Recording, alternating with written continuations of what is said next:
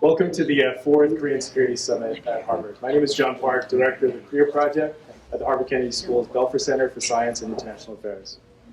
The goal of our event today is to grow Korean security studies field by gathering the top researchers, senior US and South Korean practitioners, and next generation scholars.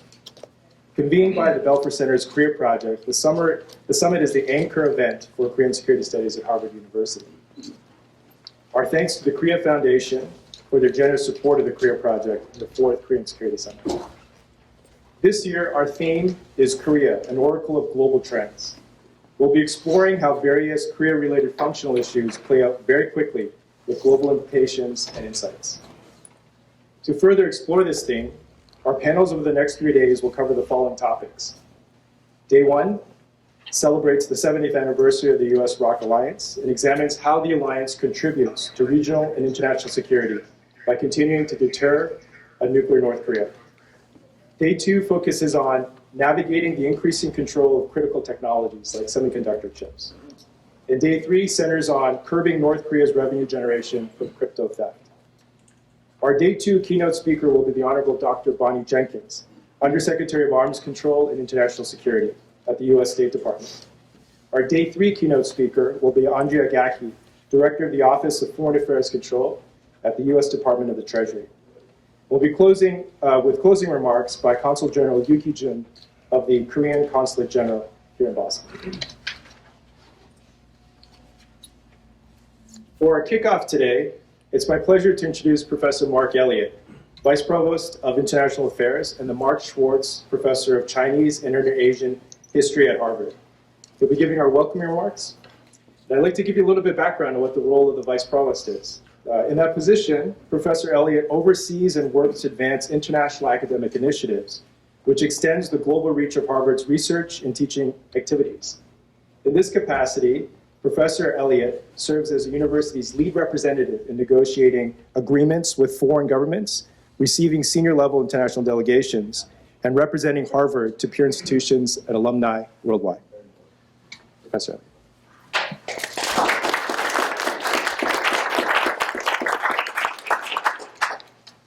Thank you, John, very much for that kind introduction. And welcome to everybody. I'm really thrilled to be here today at the opening of the fourth Korean Security Summit at Harvard. I note that the first of these meetings took place in 2019. Seems like a long time ago, with welcoming remarks from Professor Ezra Vogel.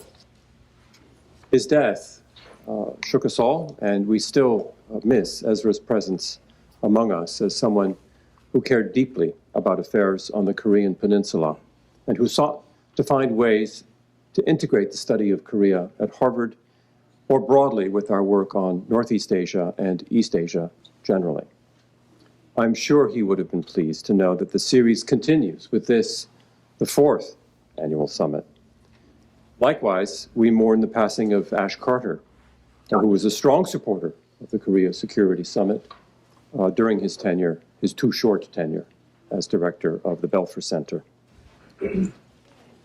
I'd like to congratulate the team at the Belfer Center on the success of the Korean Security Summit and the Korea Project generally, and thank them for their work in organizing these important conversations. Special thanks, of course, to Dr. John Park, the director of the Korea Project, for his time and dedication and utter professionalism and commitment to these issues. Thanks also to the Korea Institute and my colleague, Professor Nicholas Harkness, for their support. This year, we see another outstanding lineup of speakers, and we are especially glad to be back, I think in person, for the first time since 2019. So on behalf of the university, in person, 3 dimensions, let me warmly welcome everybody here to the summit, most especially, of course, to our esteemed guests, experts from the Republic of Korea, including Korea Foundation President Kim Gheewhan, the former Foreign Minister Byung-se, the former UN Undersecretary General and High Representative for Disarmament Kim Won-soo, Professor Lee Chung-min Professor Nam Ki-tai, and Dr. Kim Se-jong. I want also to extend a particular welcome to a number of distinguished experts from the U.S. side, including General Vincent Brooks, former commander of U.S. forces in Korea, who, if I am not mistaken, has attended every single one of these summits. Lieutenant General Mary Legere, former commanding general of the U.S. Army Intelligence and Security Command. Is Joe here? Joe Nye. There you are. Professor Joseph Nye, a former dean of the Harvard Kennedy School. Dr. Victor Jha, Senior Vice President for Asia and Korea Chair of the Center for Strategic and International Studies at Georgetown University. And finally, Dr. Wendy Cutler, Vice President for the Asia Society Policy Institute. As many of you know, these summits build on the vision of Ambassador Stephen Bosworth, who first launched Korean security initiatives at the Belfer Center. In this connection, I want to extend a very warm welcome to our special guest, Christine Bosworth, who has joined us here this evening. And in that connection, I want to represent the sentiments of President Larry Bacow, who very much wanted to be here today. Unfortunately, his schedule did not permit him to attend, but he has asked that I read this message on his behalf. This will conclude my remarks. I wish I could be with you to celebrate the announcement of the endowment fund for the Korea project. This news is exciting for all of us, as the endowment ensures that the work begun in the Korean security studies field will continue at Harvard and, through the project's outreach to other institutions far beyond. And it is meaningful for me personally, as it furthers the work in Korean security initiatives begun by the late Ambassador Stephen Bosworth, who was as good a person as he was a diplomat. I am grateful to have met Steve when I was president of Tufts, and Steve was dean of the Fletcher School. Adele and I became great friends with Steve and Chris. We traveled the world together, including a memorable trip to Korea. It pains me that Steve is not here to share in this moment. Chris, I am also sorry that I am not here to welcome you personally. I'm sure he'll make it up to you somehow. It is wonderful that through the important work of the Korea Project and through this endowment, Steve's vision will continue. I am pleased to have this opportunity to extend my special thanks to everyone here associated with the Korea Project in one way or another for your attention to this vital work with its many complexities and challenges. I hope you enjoy this celebration and the summit to follow, and that you come away encouraged, enlightened, and inspired. Thank you very much.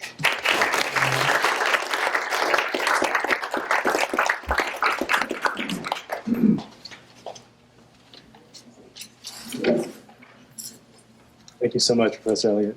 Thank you so much for reading aloud President Bakow's meaningful statement there. With the official launch of the fourth Korean Security Summit, I'd like to now introduce, their individuals who will be giving the opening remarks.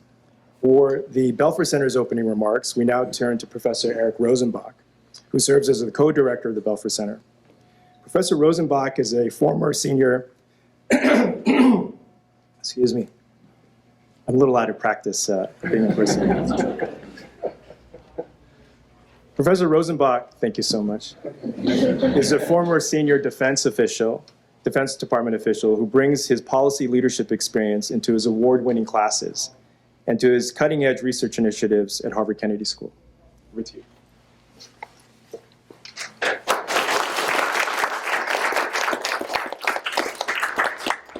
Hello, everyone. It's so nice to see such a good and prestigious audience. Anyone who's around the Kennedy School right now knows it's pretty hard to pack any room given how busy things are. And I think that says a lot about the conference that we're all about to experience.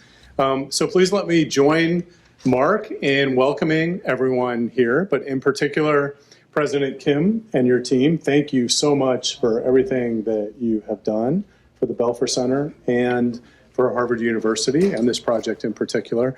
And this is an important time because it marks the 70th anniversary of the U.S. Republic of Korea alliance. And we're fortunate at an anniversary date like that that we can start to build on the vision of Ambassador Bosworth, who, when he was a senior fellow at the Belfer Center, wanted to build something where students, practitioners, scholars could all build expertise in issues related to Korea to try to build a better alliance between the United States and the Republic of Korea. And then later, when Ash Carter and I arrived, that was something that we wholeheartedly supported because we had seen in real life just how important that alliance was over and over. And I'll tell you a little bit more about that in a bit. But today, we move to a new level. We're so honored to officially announce the launch of the Korea Foundation Endowment Fund for the Korea Project at the Belfer Center for Science and International Affairs at the Harvard Kennedy School.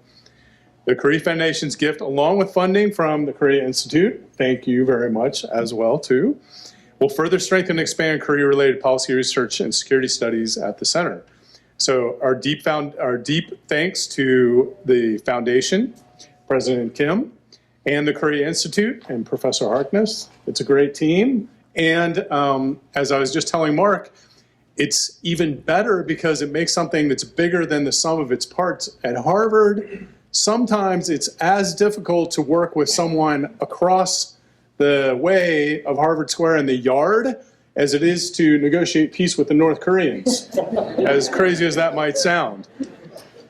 And we're very lucky with that as an announcement that we have such a great summit here today. You just heard about some of the keynote speakers and the things that you will hear about. And I just wanted to remind you all that this is something that is more important than just the academic nature of the hallowed halls here in Harvard. When I was a Deputy Assistant Secretary of Defense for Cyber Policy, I remember very clearly sitting in the Korean National Intelligence Service at the Korean Cyber Command, seeing on this huge screen that I thought was just for show, suddenly a cyber attack being conducted against the Blue House. It was a real thing. And we said, you know what? We need to work together to try to prevent this from happening. This was after North Korea had just attacked Sony Pictures, a historic destructive cyber attack against the United States. As an assistant secretary, I was over in Seoul doing a planning exercise for what we would do about weapons of mass destruction in the event of an invasion. That's a real thing, pretty scary. The more we can think about things like that here, the better. And then with Ash Carter, we went up to the DMZ a couple times, quite frankly, to check it out. And the most memorable part was the cooperation between U.S. and ROK soldiers to try to keep the Republic of Korea safe and U.S. interests. So this is all about real world stuff, not just academic. So finally, I would like to thank John Park. This guy is tireless. You know, part of the reason he's losing his voice, he probably hasn't slept the last 3 nights in a row. And he's been working so hard for so many years to put something like this together so that we have what is now a really difference-making foundation to have some sustainability in this space.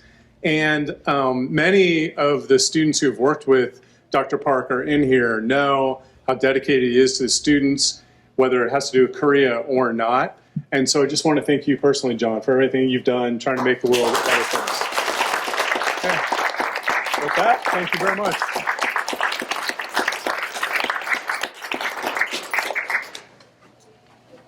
Thank you so much for those generous remarks. And Professor Rosenbach, thank you for being such a strong advocate and getting us over the finish line. So that's really meaningful. Thank you. Next, it's my great pleasure to introduce to you the president of the Korea Foundation.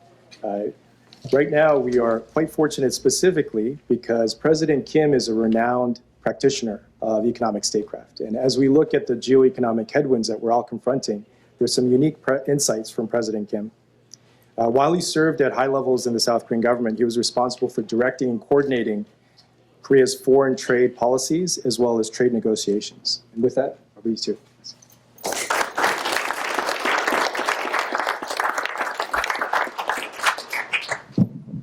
Thank you, John, for your kind and detailed introduction. This is my second trip to Boston. In March, I made a first trip to Boston to meet Professor Harkness. It was a gathering for Asian studies scholars in Boston, and I entertained them, and also hundreds of Korean scholars, Korean studies scholars I entertained. It was a great opportunity to visit the renowned Harvard University and also renowned Harvard professors. But this time, this is my first visit to Belfor Center, Harvard Kennedy School. My name is Gheewhan Kim. I'm head of Korea Foundation. It's a real pleasure to co-host the fourth annual Korea Security Summit with the Belfer Center today. I want to say my sincere greetings and thanks to Vice Provost Professor Mark Elliott and Professor Eric Rosenbach, Professor Nicholas Harkness, and Dr. John Park, and staff of Belfor Center for their excellent preparation of this wonderful event. I want to take a moment to say a few words about the late Honorable Secretary Ash Carter. It is certainly a big loss for the Harvard Kennedy School and Belfer Center. He was an exemplary leader come physicist who provided generations of students and fellows with passion and spirit, as well as examples of committed service to the nation. When he was a deputy to Secretary William Perry at the North Korea Policy Review, he traveled with Secretary Perry to Pyongyang, and the famous but failed 1994 agreed framework with North Korea was pursued under his responsibility. I want to say sincere thanks for his unwavering support for Korea-US alliance and strong partnership. This year marks the 70th anniversary of Korea-US Mutual Defense Treaty, which has been linchpin in the defense of freedom, peace, prosperity in Northeast Asia and beyond. Korea and United States share a long history of close cooperation that has succeeded beyond all expectations. Our alliance is based on common universal values, trust, shared responsibilities, and increasingly combined capabilities. From Korean War to Chorus FTA that took effect in March 2012, our alliance had grown truly comprehensive and strategic. In May 2022, Korea-US partnership was upgraded to a global comprehensive strategic alliance when President Biden visited Korea last year. Today, technology partnership is becoming a new pillar in our alliance, covering leading-edge semiconductors, eco-friendly electric vehicle batteries, artificial intelligence, quantum technologies, biotechnologies, biomanufacturing, autonomous robotics, and space technologies. Since the dark period of Korean War 7 decades ago, Korea now has successfully transformed itself into one of leading democracies with cutting-edge technologies and industries, and remain firmly committed to common universal values such as freedom, human rights, protection of climate environment, rule of law, and rules-based international order. In recent years, we are watching a rise of Hallyu, Korean wave, covering pop music, drama, movie, food, and beauty. Now Korea is well known as a country of soft power. I think soft power is coinage from John I. Thank you for your coinage. And Korea is known as a country of soft power and popular culture. As global interest in Korea builds up, Korea Foundation is facing great opportunities in Korean studies, not only strengthen current subjects of language, literature, history, sociology, anthropology. I think his anthropologist is in the middle of the table. And the social sciences, and also extend into new subjects based on new demands of arts and culture and science and technologies as well. The Korea Institute at Harvard University has been a very important pillar of Korean studies in the United States. I'm really pleased and honored to add Korea Foundation Endowment Fund at the Belfor Center today. Particularly, I thank Director John Park and Professor Nicholas Harkness for their strong commitment and leadership in expanding Korean studies at Harvard University and beyond. Over the next 3 days, we will discuss Korea security issues in 3 events. I think he insisted all events take place in 3 separate segments of 3 nights, 3 evenings. But actually, I'm beginning to understand why. Thank you for your insistence. Our next 3 days, we'll discuss Korea security issues in 3 events, covering the 7th anniversary of Korea-US alliance, increasing control of critical technologies, and Korea's crypto theft. Let me thank Belfor Center and distinguished participants for their contributions for 4th Korea Security Summit today. Thank you.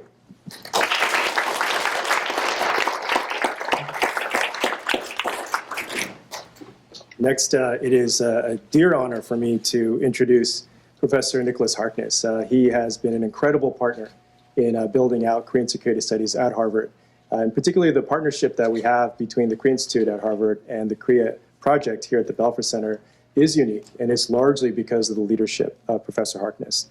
So with that, I would like to welcome Professor Harkness to the podium.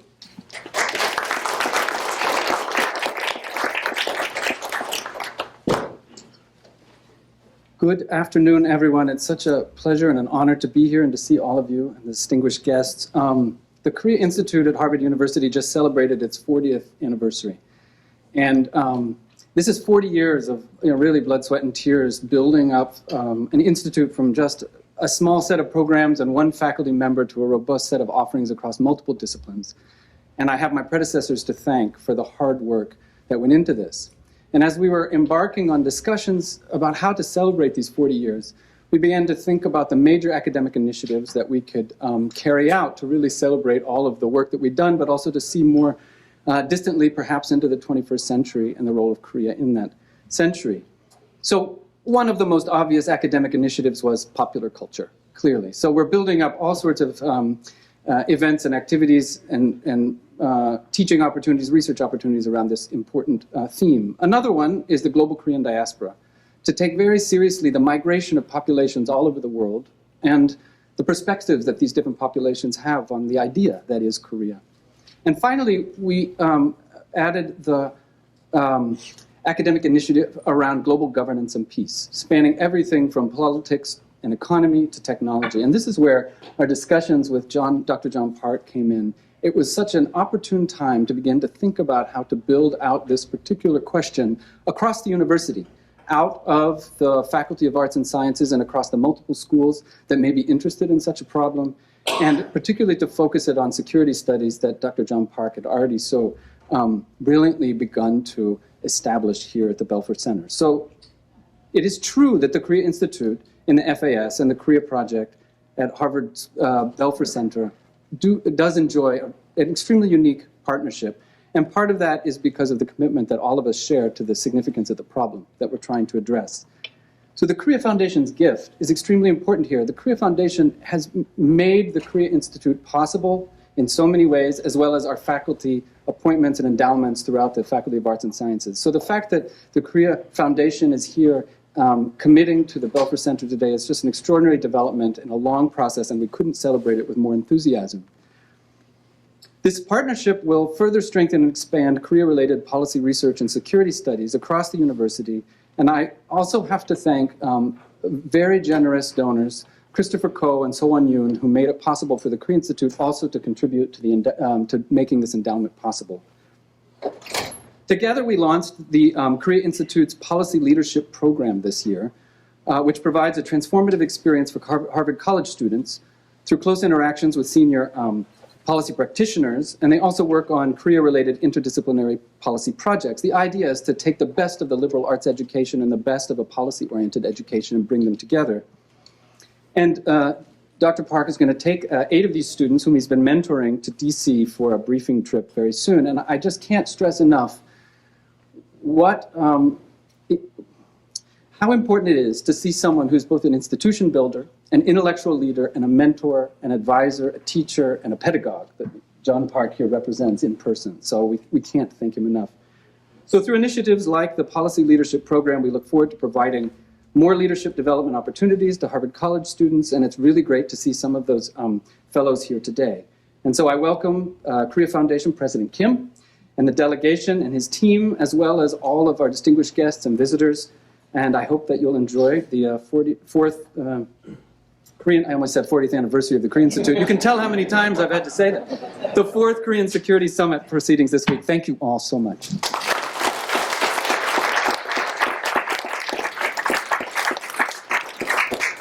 Thank you so much for those generous remarks, Professor Harkness. It gives me great pleasure to announce today formally the launch of the Korea Foundation Endowment Fund that we've heard about. And this is for the Korea Project at the Belfer Center for Science and International Affairs at Harvard Kennedy School. The Korea Foundation's gift, along with this funding that we have received through Harvard's Korea Institute, is truly the symbol of partnership across the university. And it's designed to strengthen and expand Korea-related policy research and Korean studies at the Belfer Center in particular. We look forward to building on the vision originally laid out by Ambassador Bosworth and the commitment of leaders like Director of the Belfer Center, Secretary Ash Carter, and Co-Director Eric Rosenbach. And again, a special thanks to Christine Bosworth for joining. Please join me in a round of applause for Christine. Thank you.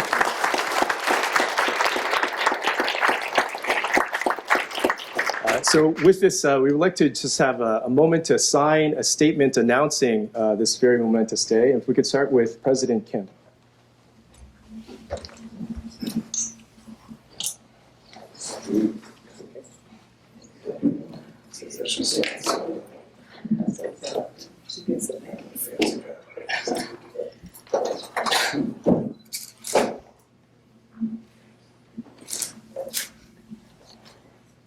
Mr. Harkness.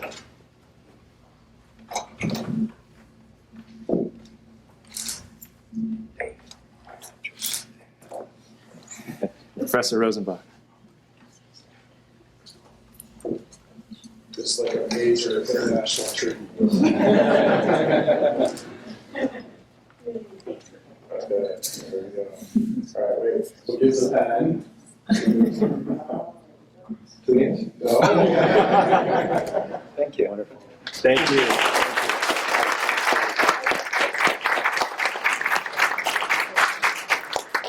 And to conclude this session, we don't have a formal event or anything without a group photo. So if we could take a group photo here, that would be perfect. Ben, would you like a seated or standing? Oh, okay. Seated.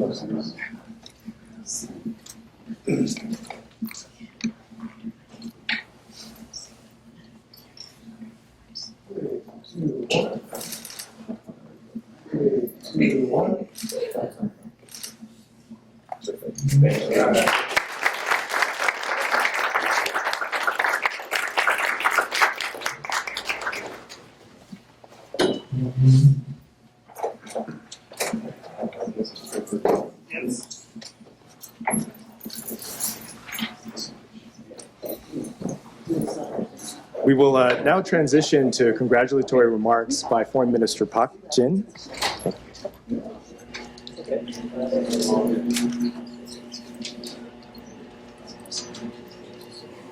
We have a recorded message from Minister Park.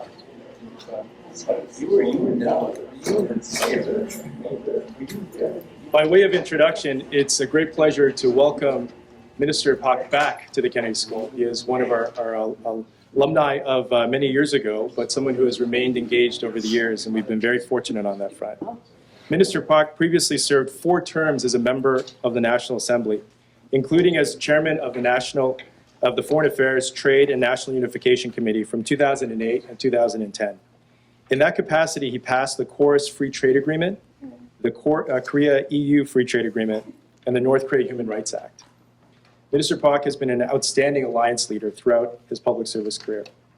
Mr. Park graduated from the College of Law at Seoul National University with his BA, the Kennedy School of Government here at Harvard with his MPA, New York University Law School with his LLM, and he received a doctorate degree in politics from St. Anthony's College and Oxford University. With that, we'll turn over to his remarks.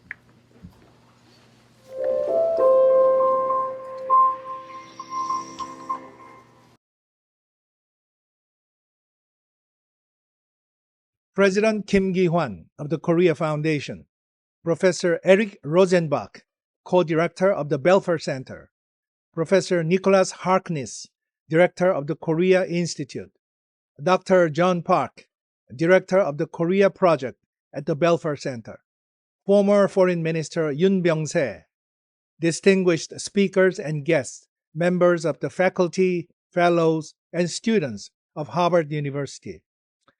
It is a great pleasure to be back at the Korean Security Summit. The pleasure is all the greater because this forum brings back warm memories of my time at the Kennedy School of Government some 40 years ago. Let me start by extending my appreciation to the Belfer Center and the Korea Foundation for organizing and supporting this prestigious forum every year. I wish to congratulate, in particular, the signing of the Korea Foundation Endowment Fund this morning. The new fund will provide a welcome boost to further advancing Korean security studies. As you all know, this year marks the 70th anniversary of the ROK-US alliance. The Korean Security Summit and Harvard University provide a very fitting place to mark this historic occasion. First, many of the panelists and the participants in today's forum have served in government with great distinction. They have been key players in nurturing, sustaining, and advancing our alliance through thick and thin. I thank them for their decades-long service and dedication to the ROK-US alliance. Second, Harvard University is where the Republic of Korea's founding president, Syngman Rhee, earned his master's degree. The intellectual nourishment within the storied halls of this great institution no doubt helped sow the seeds of President Rhee's later vision for a mutual defense treaty with the United States. It is the signing of the Mutual Defense Treaty on 1st October 1953 that formally kicked off the 70-year journey of our alliance. President Rhee said at the time of the signing of the treaty will bring tremendous benefits across many generations, and it will enable us to enjoy prosperity. The subsequent journey of our alliance has borne out the prescience of these words. At the dawn of the 21st century, the Korea-US relationship has gone from a security-focused alliance to an economic partnership undergirded by an ambitious FTA. On a personal note, I'm gratified to have played a role in navigating the FTA's passage at the National Assembly when I was serving as chairman of the Foreign Affairs and Trade Committee. Most recently, our two countries articulated a vision of a global comprehensive strategic alliance. The global comprehensive strategic alliance between Korea and the United States has its work cut out. Since last year's Korean Security Summit, the global security environment has only gotten worse. Indeed, it is telling that the term holy crisis has gained widespread currency since the turn of the year. Russia's aggression against Ukraine continues unabated. North Korea's nuclear and missile threats are reaching unprecedented levels. Supply chains are at constant risk of disruptions. The rules-based international order is being undermined. Against such a challenging backdrop, the ROK-US alliance assumes greater importance than ever before. Professor Joseph Nye, who I understand is also here today, has written long ago that the United States is bound to lead. He also coined the term soft power. Korea today not only has the hard power, ranked sixth in the world by U.S. News and World Report, but also increasingly the soft power to help lead, as evidenced by the growing popularity of its culture. Korea, therefore, stands shoulder to shoulder with the G7 in its capacity and readiness to contribute to safeguarding the rules-based international order. The Yoon Suk-yeol administration's Global Pivotal State, or GPS, vision represents our commitment to do so. It redefines and recalibrates Korea's roles and responsibilities in the world. Together, Korea and the U.S. play a crucial role in securing peace and stability, not just on the Korean Peninsula, but also in the Indo-Pacific region and beyond. We have shared commitment to upholding universal values such as freedom, democracy, human rights, and the rule of law across the world. The second Summit for Democracy, held a couple of weeks ago, is one prominent instance of our joint leadership. Korea co-hosted this meeting with the U.S. and 3 other democratic partners, and will be hosting a third summit in the future. Crucially, leaders from more than 70 democracies committed to revitalizing the international rules-based order and supporting democracies against threats to undermine them. Distinguished guests, the Global Comprehensive Strategic Alliance also has more work to do bilaterally if we are to stay competitive in a poly-crisis era. Korea and the United States are further reinforcing collaboration in the field of security. Notable among our efforts are those aimed at strengthening extended deterrence to counter North Korea's growing nuclear and missile threats. Tackling North Korea's crypto theft in order to stem the revenues that fund its illegal WMD programs will also proceed in tandem. Based on the robust combined defense posture of the ROK-US alliance, Korea will also solidify ROK-US-Japan trilateral security cooperation. In an era where innovation is increasingly the critical determinant of power, Korea and the United States are pushing the boundaries of our collaboration to the realms of science and cutting-edge technology. We are exploring new growth engines in cutting-edge sectors such as AI, biotechnology, quantum computing, and space exploration. Building resilient and stable supply chains for critical minerals is another priority. At the same time, we must lay the groundwork to ensure that our alliance endures for another 70 years and beyond. In this vein, it is imperative for our youth and future leaders to become more cognizant of the actual benefits that our partnership brings. One couldn't have asked for a better place to do this than here at Harvard University, my alma mater. In 2 weeks, President Yoon Suk-yeol will pay a state visit to the United States, the first leader in the Indo-Pacific to do so during the Biden administration. The fact of this state visit alone speaks volumes about how special and close our bonds are.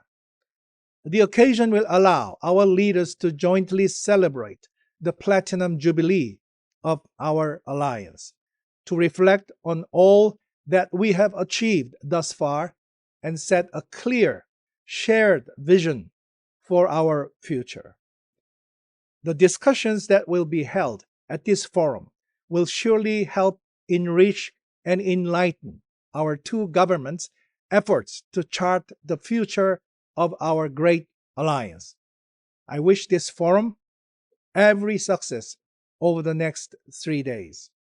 Thank you all for your unwavering commitment and strong support.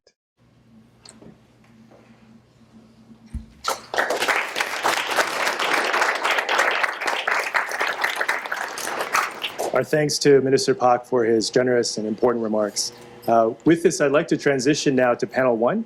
If I could ask Keaton and members of panel one, if you could kindly come up to the table.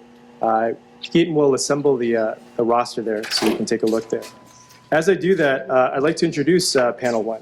We have a terrific group for here today to discuss the topic of celebrating the 70th anniversary of the U.S. ROC Alliance. Moderating panel one is the award-winning correspondent, David Sanger. David is a White House and national security correspondent and a senior writer at the New York Times. He is also a CNN national security contributor and an adjunct lecturer here at the Harvard Kennedy School. In a 4-decade-long career reporting for the New York Times, he has been on 3 teams that have won Pulitzer Prizes, most recently in 2017 for international reporting. His newest book, The Perfect Weapon: War, Sabotage, and Fear in the Cyber Age, and an Emmy-nominated HBO documentary by the same title, both examine the emergence of cyber conflict and its role in the changing nature of global power. He leads NewsHour's foreign corresponding reporting as well. The PBS NewsHour series, Inside Putin's Russia, won a 2018 Peabody Award. So with that, David, I welcome you to the panel, and thank you so much today.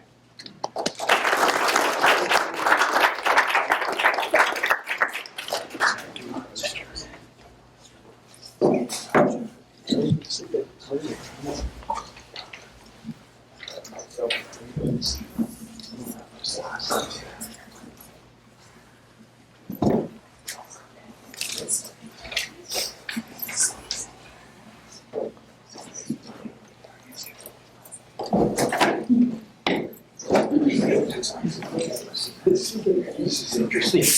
Not in the area of COVID. How are you? Good to see you again. This is like being undergraduate. Well,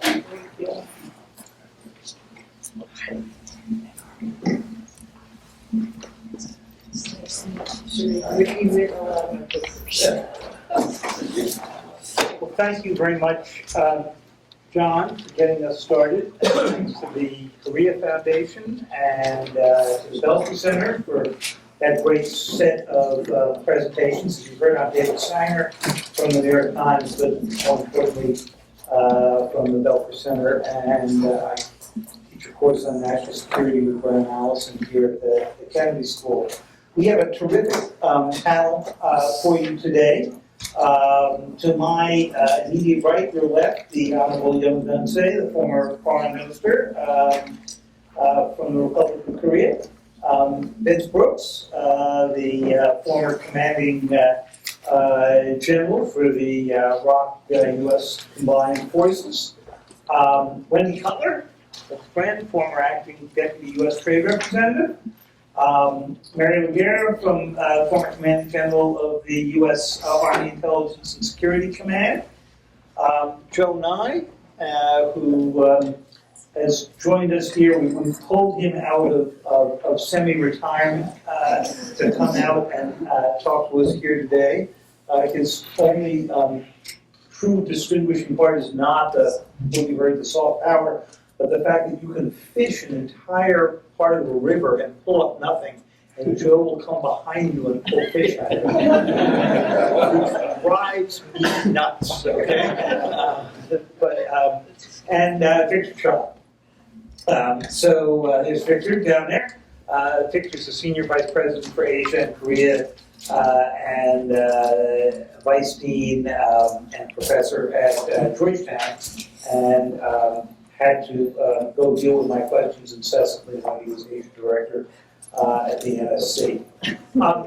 I was just in South Korea 2 weeks ago. It was really the first time I had been back, I think, since President Trump went on his second trip where he stepped into North Korea and, as he has declared many times, solved the Korean nuclear problem.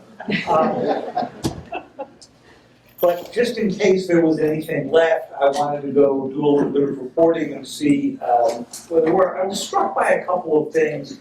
which I just want to mention briefly as we frame our first question, which is how this threat has changed.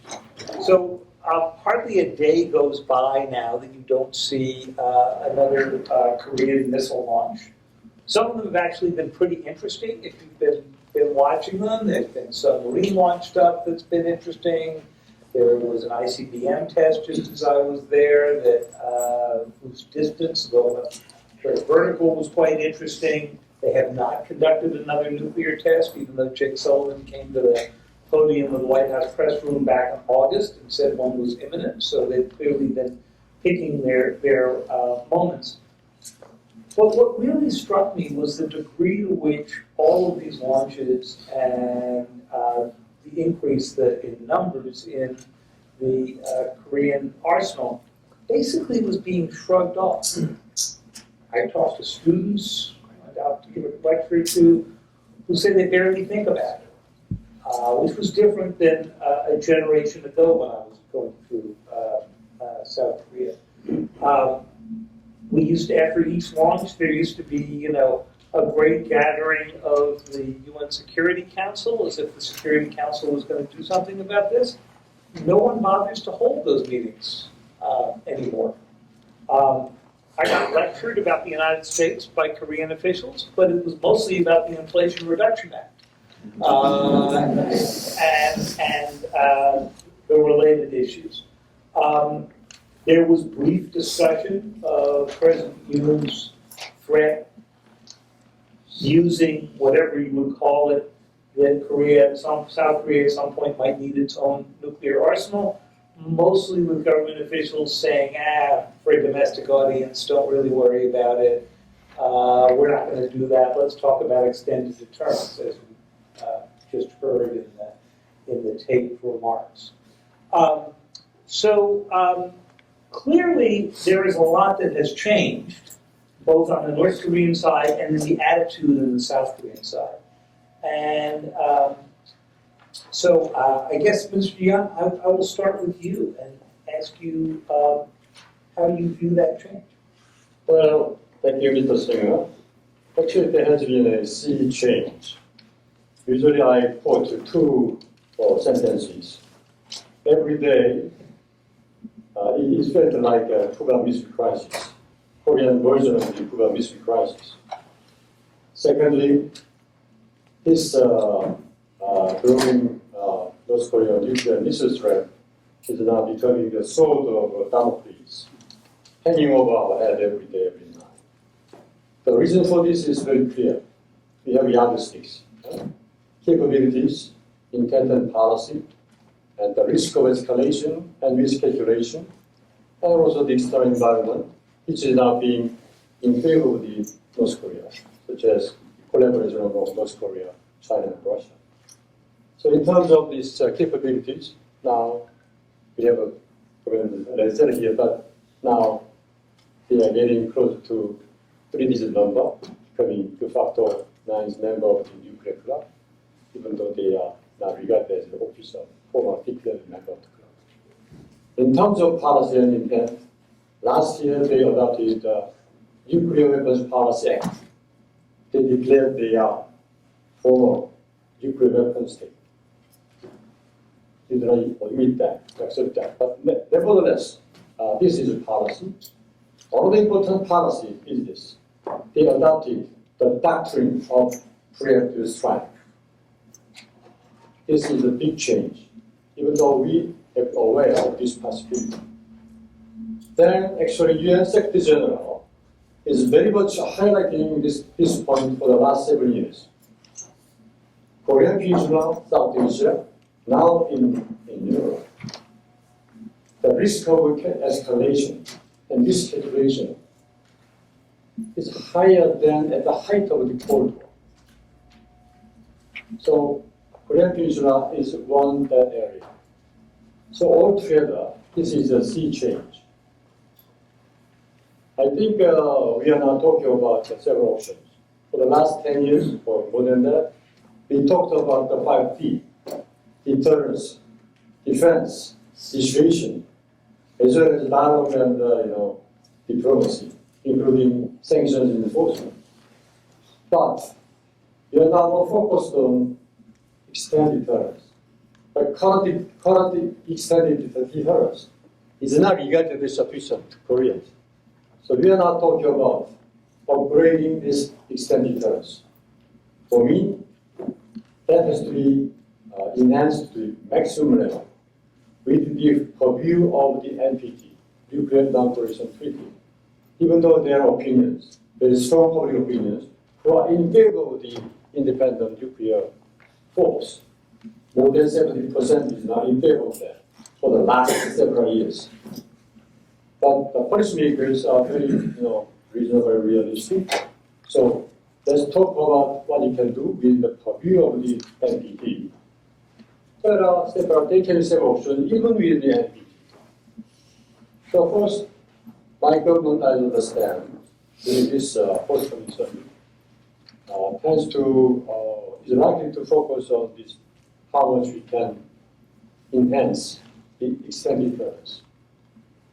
So they are talking about, some kind of NATO type, arrangement tailored for the Korean Peninsula.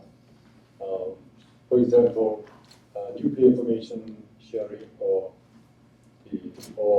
nuclear joint planning or some joint execution, maybe some kind of the crisis management.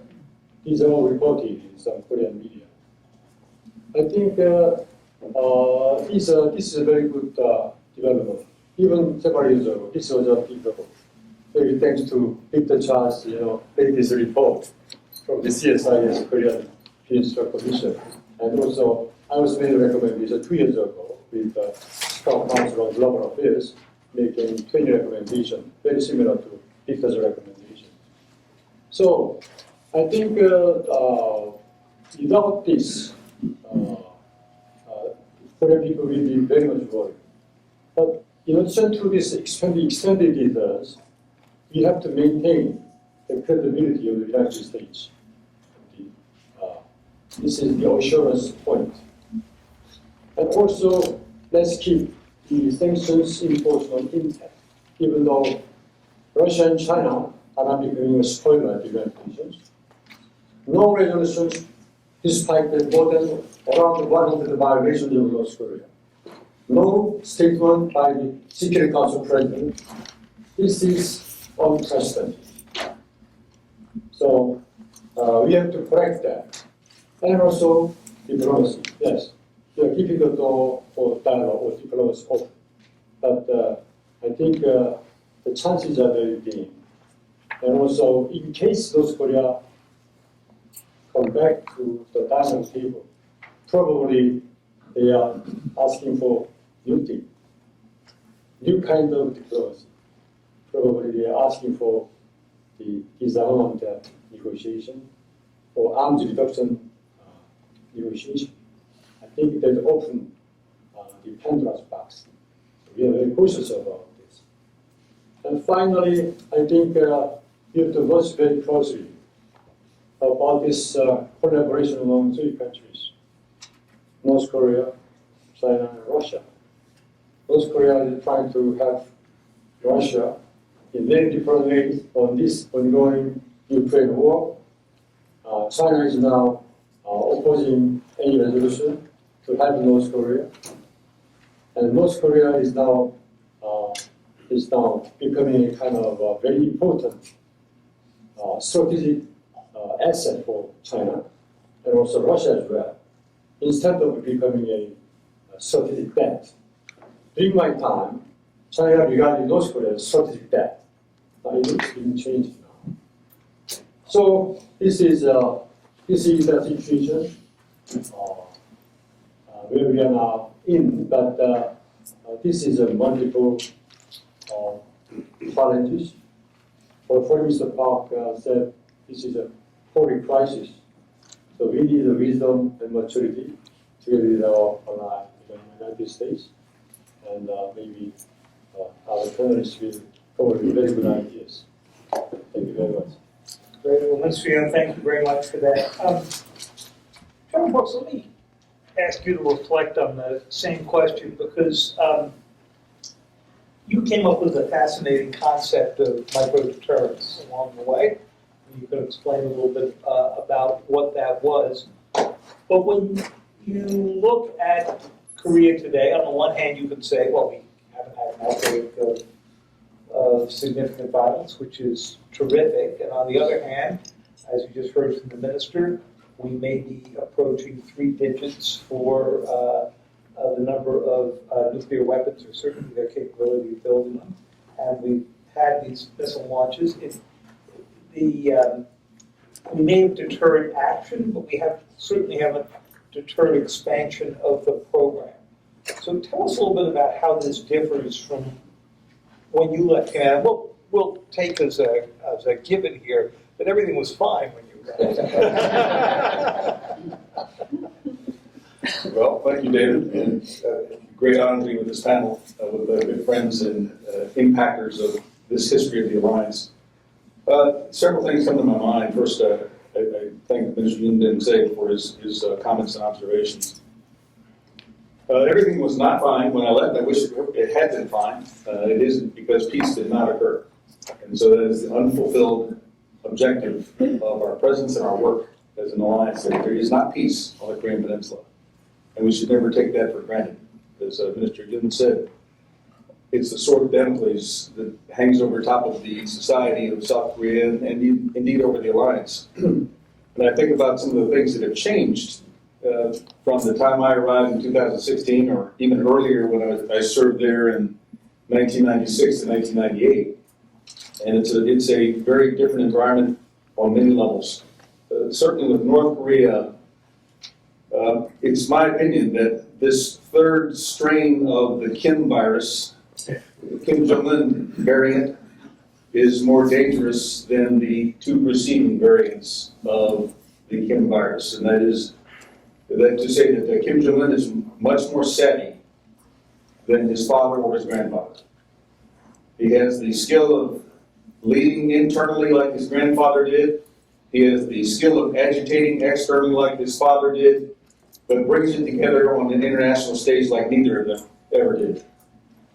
His ability to maintain pressure, when you think about this, it's illogical. I mean, how can a country that's so small, that is so grossly impoverished, be able to achieve such leverage and suasion, and to keep attention focused on it? And so that's very different. That is part of the sea change that I think has happened since Kim Jong-un moved into position as the leader. There are generational changes that have been ongoing under his leadership. When he first took office, his generals were really some of his grandfather's generals and many of his father's generals. And they were much older than he was, and that was a bit of a problem for some of them. But he has since cleared that crowd out and changed generation now 3 times, just in the last 3 or 4 years. Now you see generals who are in their 60s for the first time in a very long time. It's a different generation that has a different experience. They're not Korean War veterans. They have only been experienced with this idea of an enemy that stands to the south, and that their livelihood is threatened every day by the American and Korean sort of Damocles. So their perspective is different than that of the predecessors. Certainly from a military perspective and the types of weaponry that North Korea has developed or acquired, and it appears it has developed more so than acquired, the scope of the Korean military problem is now much larger than the Korean Peninsula, which it had been for so many decades. It is now not only a regional problem in Northeast Asia, it's actually a mostly global problem. Given the range of the intercontinental ballistic missiles that have not been fully tested, but tested well enough to demonstrate a reach that touches all of the alliances of the United States. It can reach all of them in any direction. So firing toward Europe, firing toward Australia, firing toward the United States. That's a very different condition where the reach of the physical threat is now completely different and a first-hand experience for more countries in the world than ever. And so this idea of North Korea that is a caged animal that is barking loudly at the present time and shaking the cage in such an active way for whatever their reasons, internally, externally trying to resume some opportunity for dialogue. It's not entirely clear, but they're very active right now. This idea of micro-deterrence signaling emerged from what John Park likes to call the Korea missile crisis of 2016 to 2018. And we did see an unprecedented number of missile launchings and demonstrations of capability during that time we had not seen before. That has since been eclipsed. So my full time there, plus the time of my predecessor and the time of his predecessor, that's about where we are in terms of the number of launches that have happened in the last 2 years. So it's extraordinary in terms of volume, and it's also extraordinary in the types of systems that have been demonstrated. Now, the good side of that is North Korea is being very generous in giving us opportunities to collect on gaining an understanding of his systems. There are more things that we saw than we expected to see, and that's actually helpful to us, and maybe not so helpful to him every time a missile goes into the EC. So this is an opportunity to study very deeply and to build countermeasures to what it is that we're seeing, bringing us to the topic of extended deterrence and how important that is right now. There is deterrence that is ongoing. We haven't had a resumption of war, thankfully. We haven't had a significant incident that resulted in loss of life even in several years. So there's a degree of deterrence that is happening, and it's mutual. North Korea deters us also. We have not engaged in an attack. We haven't sensed an opportunity that now is the time. And so that standoff continues. But it is one that requires positive reinforcement for allies, especially beginning in South Korea and secondarily with Japan, and then tertiarily to a global set of partners, allies, and friends who want to know the United States is committed and that it's engaged. And I think as you look at the exercises that have been ongoing here over the last year, first, the resumption of exercises is very important. North Korea blew it on that. They had a window of time where the exercises were reduced as an attempt to gain traction and dialogue. The traction did not last very long, and North Korea walked away from it and continued their exercises. So now the exercises are probably permanently off the table, as they should be. And the increased volume and pace of them is demonstrating almost a continuous operations posture by the alliance. And it's in the more complicated levels of work, not just the tactical exercises, but all the way up to interagency and international relations between the two countries of the alliance and others. Great practice. So that's what's happening. It's a different environment. It's a more tense environment. I always hold out the belief, though, that the road to peace may come through pressure, but the pressure should not be the end state. That's not what we're seeking. We should be seeking something that transitions us into a different condition for dialogue. And whether we get there or end up in a collision is yet to be seen. But that's what's ongoing right now that I observe. Terrific. Well, thank you very much. If I could ask you to comment on what you've just heard from Mr. Yoon and from General Brooks, but also talk to us a little bit, because you spent so much of your time in the Intelligence and Security Command and Intelligence Advisor, about how the nature of the intelligence sharing between the South Koreans and the United States and other allies, even Japan as well, has altered along the way. And forgive me for bringing something up from the current news, but when you pick up items that are floating around the internet and you're reading how the U.S. has pierced the NSC of South Korea and gotten into their debates, how that could help threaten that intelligence sharing. Okay, because I knew I wouldn't get off. I wouldn't let that happen now. But for the audience, because I think it's important, or just to give some perspective, I am a career intelligence officer who spent 3 different decades in Korea. One as a captain when I was 27, 28, and then 87 and 88. when if you were to benchmark it, and I'm looking at some of the students, you weren't alive and maybe your parents weren't.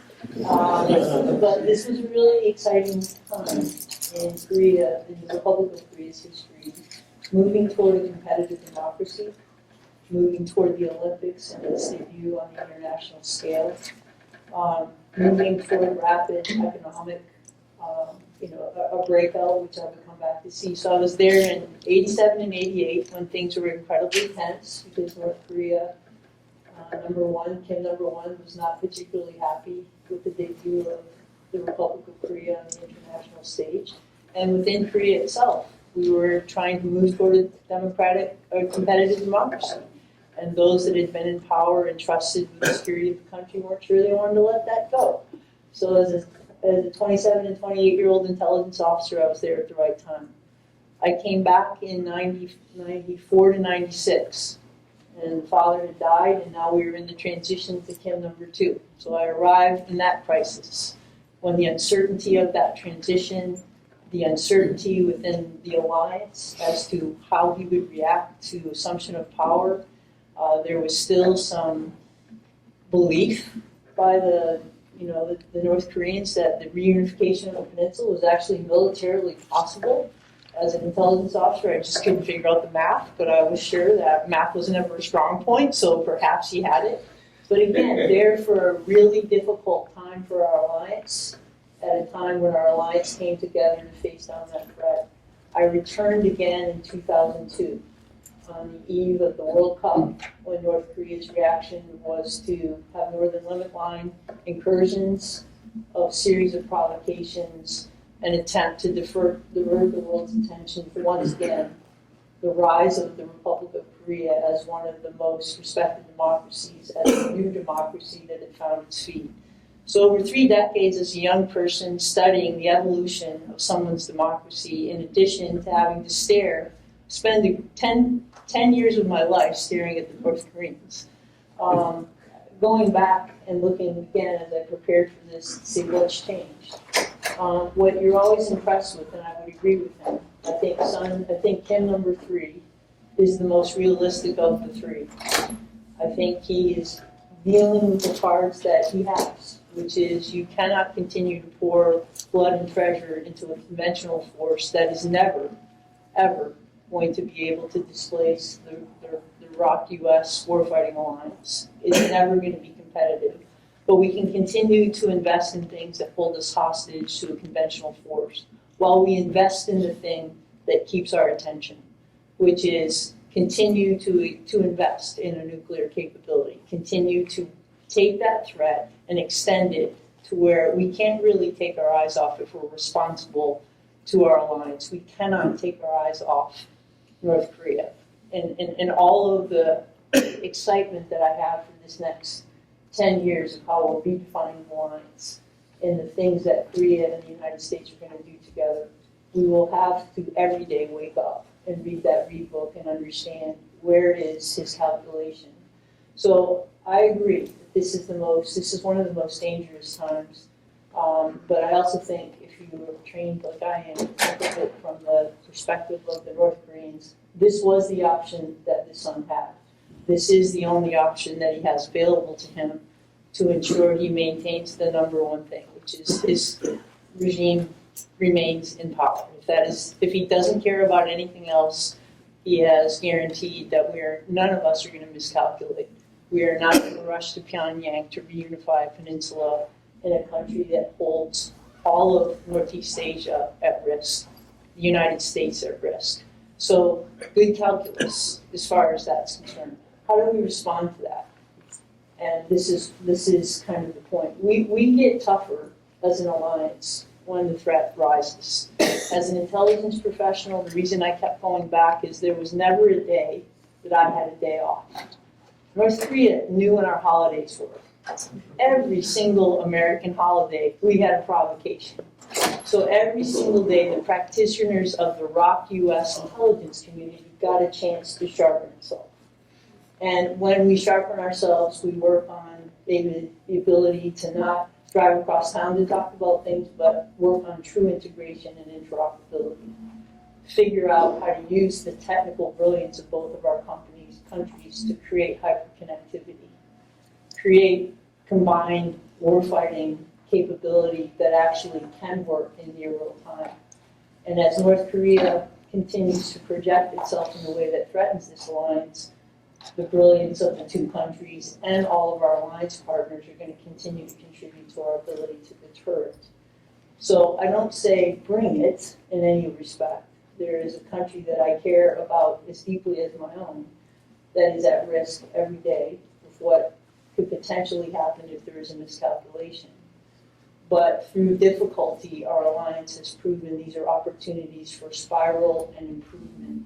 So you ask the question, as someone that has lived through the arc of the evolution of the Republic of Korea's military capabilities, I can remember when we had no connectivity to the armies we were supposed to pass targets to. I was there as an intelligence professional when our C4ISR did not exist.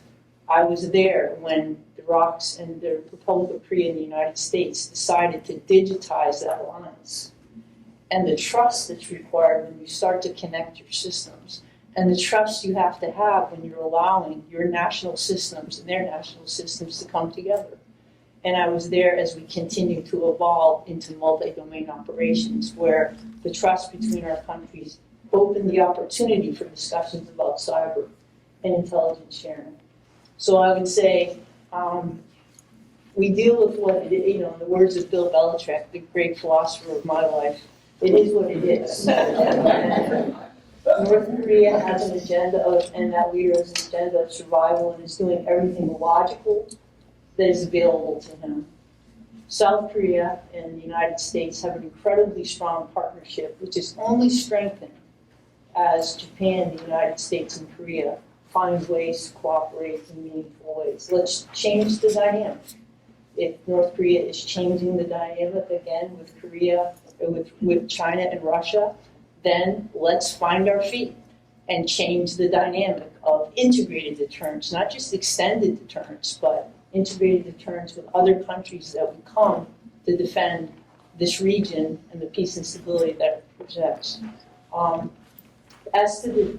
So the growth of intelligence sharing, I have been somebody that has been lucky enough through 10 years and as the senior intelligence officer in Korea for a number of years, and as their senior intelligence commander of the field army's intelligence capability, I have been there to watch the investments that the Republic of Korea has made in its intelligence community from a defense intelligence perspective and a national intelligence perspective. Look, our national intelligence communities are always going to have differences of opinions and focuses on things that make us uncomfortable, but when it comes to combining our power to keep an eye on the threats that we are agreed on, we find ways to share.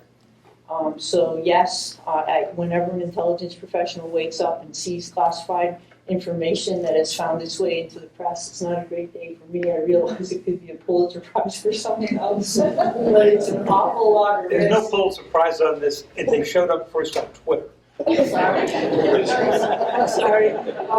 But, in all seriousness, it is serious. I don't think it's a surprise to either country that we kind of keep an eye on each other's internal thoughts. I don't think it's a surprise, and I also think it's something that we live through for the greater priorities that we have for our country. So I'm always encouraged every time I go back as a visiting intelligence professional at the hard work between the ROC and the U.S. intelligence organizations at the defense and national level. Every day we try to make that connection stronger. Every day we try to make that hyperconnectivity faster, because candidly we won't have time if the balloon does go up. We need to know. And that's something that candidly, the reason I kept going back was there was never a better environment to really get good at your craft than to be on that peninsula, because there was never a day when it was quiet. So I would be for that. Thank you. Joe and Victor, I am struck when I'm both in Washington and when I was in South Korea recently, that there's almost no discussion of diplomacy at this point, of Joe, I know this will hurt you, but I haven't even heard much discussion of soft power. Although you once did hear a fair bit about that and the possible lure to the North Koreans of that. And frankly, when President Trump made the push to go talk to Kim Jong-un, I didn't think it was a terrible idea. I mean, we had never really tried this before, and it was, since we had tried everything else and it hadn't worked, why not? I think he went at it with what you might call less than fulsome preparation. But at least there was a diplomatic effort that, of course, saw that. So all we've been discussing here now, and what we hear is coming up at the summit in 2 weeks in the state visit, is extended deterrence, further strengthening of the alliance, tying up Japan and South Korea and the United States in a tighter way. Is there any kind of alternative that you see here? Joe, we'll start with you. Well, I first started thinking about this problem in 1993 when I supervised the first national intelligence estimate on North Korea's nuclear weapons. And at that time, we thought maybe there's a diplomatic solution. And we had Bob Bellucci's efforts, then we had Steve Bosworth's efforts. Then at the end of the 90s, Bill Perry was getting a group of people together to see what the efforts could be that we could make. And, at the end of 30 years of watching this, I come out with, I think it was Victor who first used the phrase, at least with me, North Korea is the land of lousy options. And the diplomatic option is lousy. I mean, it doesn't mean you don't have it, you've got to have it out there and so forth. But if you think to yourself that it's going to solve the problem, you're kidding yourself. I think if you step back, we always say, well, what good are nuclear weapons? They can't be used. But if you were to take a distant proposal and take a person from Mars and say, look down at the Earth and notice that for 30 years, the world's only superpower has been pressing one of the world's poorest powers, which can't even always feed its own people. And they've been playing this game about denuclearization. Which do you predict will win this contest? You made the wrong bet if you bet on the superpower. The North Koreans have discovered that nuclear weapons can be used, and they use them all the time. They use them not for explosions in the military sense. They use them for extremely interesting and complex political reasons, some of which are external. So you can think of that as a form of diplomacy, if you want, coercive diplomacy, and some of it's internal. That this is one of the power stakes that Kim Jong-un or the family, the dynasty, has had. And in that sense, if the brandishing of nuclear weapons is the key or the solution to what Kim Jong-un cares about most, which is survival of the regime, his survival and control of the regime, then we really have seen, you can either call it coercive nuclear diplomacy, or you can say that if that's a misuse of the word diplomacy, you can just say it's effective nuclear signaling. And why would we think that that's going to change? I remember talking with Steve Bosworth at a meeting in Tokyo where we'd both been on a panel like this about Korea. And after that, we said to each other, Steve, at some point, we have to face that our policy's not working. And he said, you're absolutely right. Maybe the long-run solution is going to be Wendy Cutler's area, that essentially, if you deter the North Koreans and prevent them from gaining too much from this nuclear coercion. And at the same time, you get sort of a Chinese-style change internally that maybe this would change the context. But it hasn't happened. And it hasn't happened, I think, for two reasons.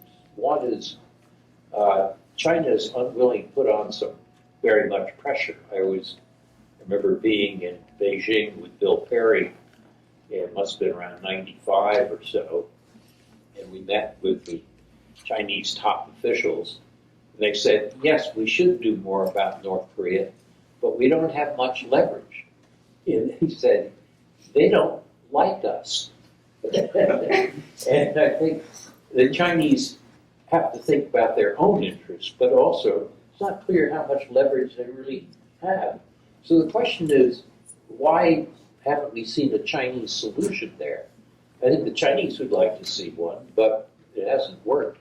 And I think from Kim Jong-un's point of view, this idea of marketization and liberalization and opening up is a suicide pill. And the only thing that he feels confident in for his survival is nuclear, and it's to be used internally and externally for political purposes. And so if you say, what can we do with a situation like that, where the options are lousy, I come back to the point that we should leave the diplomatic door open and always make that clear, but don't think that somebody's going to walk through it. And instead, what we have to do is convince Kim Jong-un and also our South Korean allies that we and they share a community of fate, that essentially the presence of 28,000 American troops near the 38th parallel means that the North Koreans can't attack South Korea without killing Americans. And if you start killing Americans, you're going to get a response. So that's what gives credibility to extended deterrence, not by putting battlefield nuclear weapons back in Korea, but by showing that anything that Kim does with these weapons beyond rattling them for signaling is going to be the thing that, or is going to produce the thing that he most fears, his own demise. So here I am, somebody who believes in diplomacy, who has looked at this problem for 30 years, and I come out very close to what General Legere said, that the only thing we do is have credible extended deterrence through a significant interlock of the conventional forces, plus patience, plus, as a very minor plus, an open door for diplomacy if they ever want to walk through. Joe, a bonus question here, since you were the principal author of that 93 first study, and you made the mistake now of, it's been so long that it's actually declassified. Oh, is it? Which means that we can come back and check your work. But if we had told you at that time, which of these would have surprised you more? That 30 years after that, North Korea would still exist. That 30 years after that, we had not had a significant conflict with the North Koreans. Or that 30 years after that, they would have a nuclear arsenal that was approaching the size of Pakistan's and Israel's. I think I'd be most surprised by that third, the scale of the arsenal. But with 20/20 hindsight, I shouldn't have been. What we thought at the time, and it was often expressed, is that if they had the capacity to build 8 nuclear weapons, had enough plutonium for that, would they do some of it? Yes, but then they would try to cash in their chips and get something for it. And that was the mistaken belief that what they wanted was to develop the country if you took the other premise that I have, which is what they wanted was to preserve the dynasty of the Kim family, then option 3 should have been clear. But at that time, we thought, we'll build them a light water reactor. And people said, oh, is that realistic?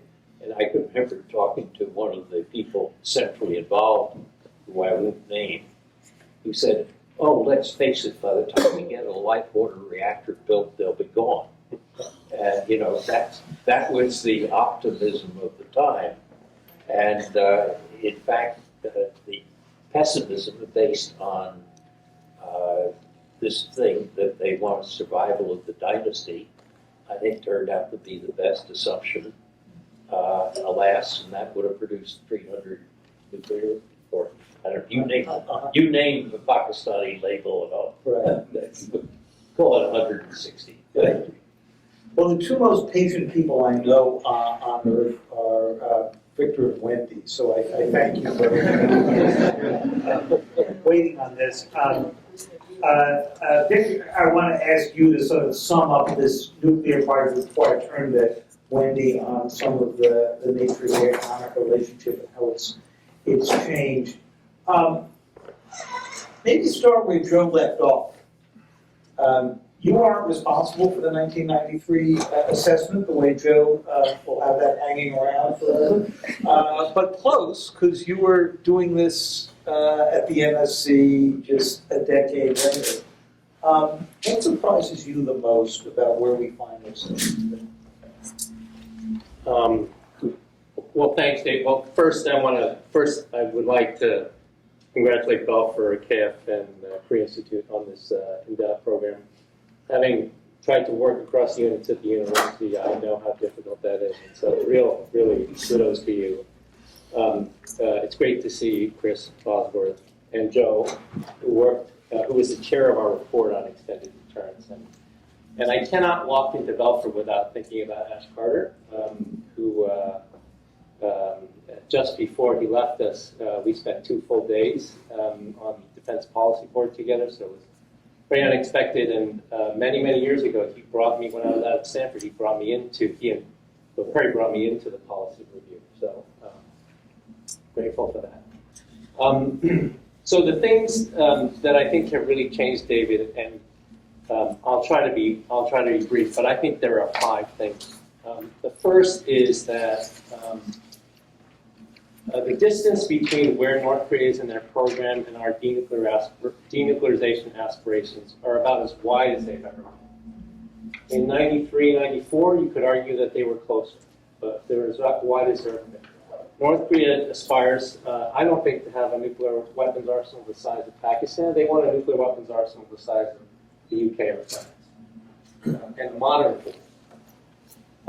And while we're still focused on denuclearization. Second, the war in Europe has a lot to do with where we are now, in the sense that it's created security deficits all around Asia, where countries like Japan are seeking to increase their defense capabilities. South Korea is putting more into kill chain and all of these other capabilities. The US, Japan, and Korea are tightening their relationship. Extended deterrence is what everybody's talking about these days. China is planning to have who knows how many thousand plus nuclear weapons by the end of the decade. This is not an external environment in which it's easy to have a conversation with North Korea about denuclearization. Right? They look around their neighborhood and they're like, yeah, I don't think so. Right? Third, And they look at Ukraine and say, they look at Ukraine, yeah, absolutely. Third, China and Russia are in a very different place, as you've already suggested, David. They will block anything in the UN Security Council. That's why we don't go there anymore. They're at a point now where they see provocations by North Korea as a good thing for them, because it makes it more difficult for the United States. And North Korea is taking full advantage of the war in Ukraine by building a new relationship with Russia, right, and selling arms to Russia. Fourth, sanctions are, as General Rook said, sanctions are a path to get to diplomacy. But if anything, what we've learned from this period of COVID, arguably, is the futility of sanctions against North Korea. They have sanctioned themselves more in the last 3 years than John Bolton could have hoped for. And they're still there, right? They're still there. They haven't gotten softer. If anything, they've gotten harder. And then finally, fifth, and again, I think, I can't remember who mentioned it, but all of these different efforts at diplomacy, including summit diplomacy, have had the counterintuitive effect of making the North Koreans believe that diplomacy will get them nowhere. There were a lot of flaws, David, as you said, with the Trump-Kim summit. It was tried, and the North Koreans walked away from that feeling like, we're never going to put our leader in that position again. We're never going to put Kim Jong-un in that position again where he could fail. And so, I think these are the things that have changed from when we were doing, when Gary was doing the negotiations, when I was doing the negotiations. There was always the possibility of a summit. There was always the possibility of something that we could do. Maybe the North Koreans are interested in negotiation, but I think for all these reasons, they're not really interested. The one ray of hope that I will hold out when I try to think about what's the one thing that the North Koreans might want. It's not lifting sanctions. I don't think that. I think the one thing might be something having to do with the end of the COVID lockdown in China, which the North Koreans have now started to relax their restrictions. And the one thing that they don't have is they don't have PPE, they don't have antivirals, they don't have vaccines. They can get Chinese vaccines, but they don't want Chinese vaccines. Right? They want American vaccines, as we know from their hacking Pfizer. So that's the only small. When I try to think about what might bring them to the table, it might be that, but it wouldn't. For them, it wouldn't be about denuclearization. They're not going to trade nuclear weapons for mRNA vaccines. On that. You guys are just so much fun. Wendy, thank you for your patience. One of the bright spots in the U.S.-South Korea relationship has been that the FTA that they signed basically became the model around the region. And has had a lot to do, I think, with why it's been possible to build a tighter relationship here.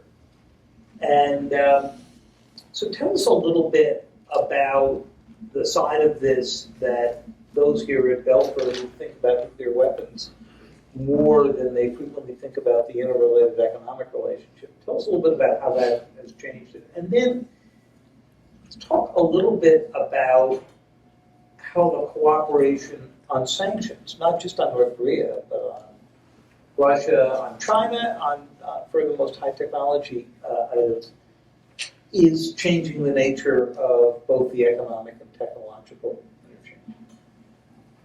Okay, so it seems like the security aspect of the relationship's all taken care of. Yeah, this guy's done a great job. You got that You've done a great job.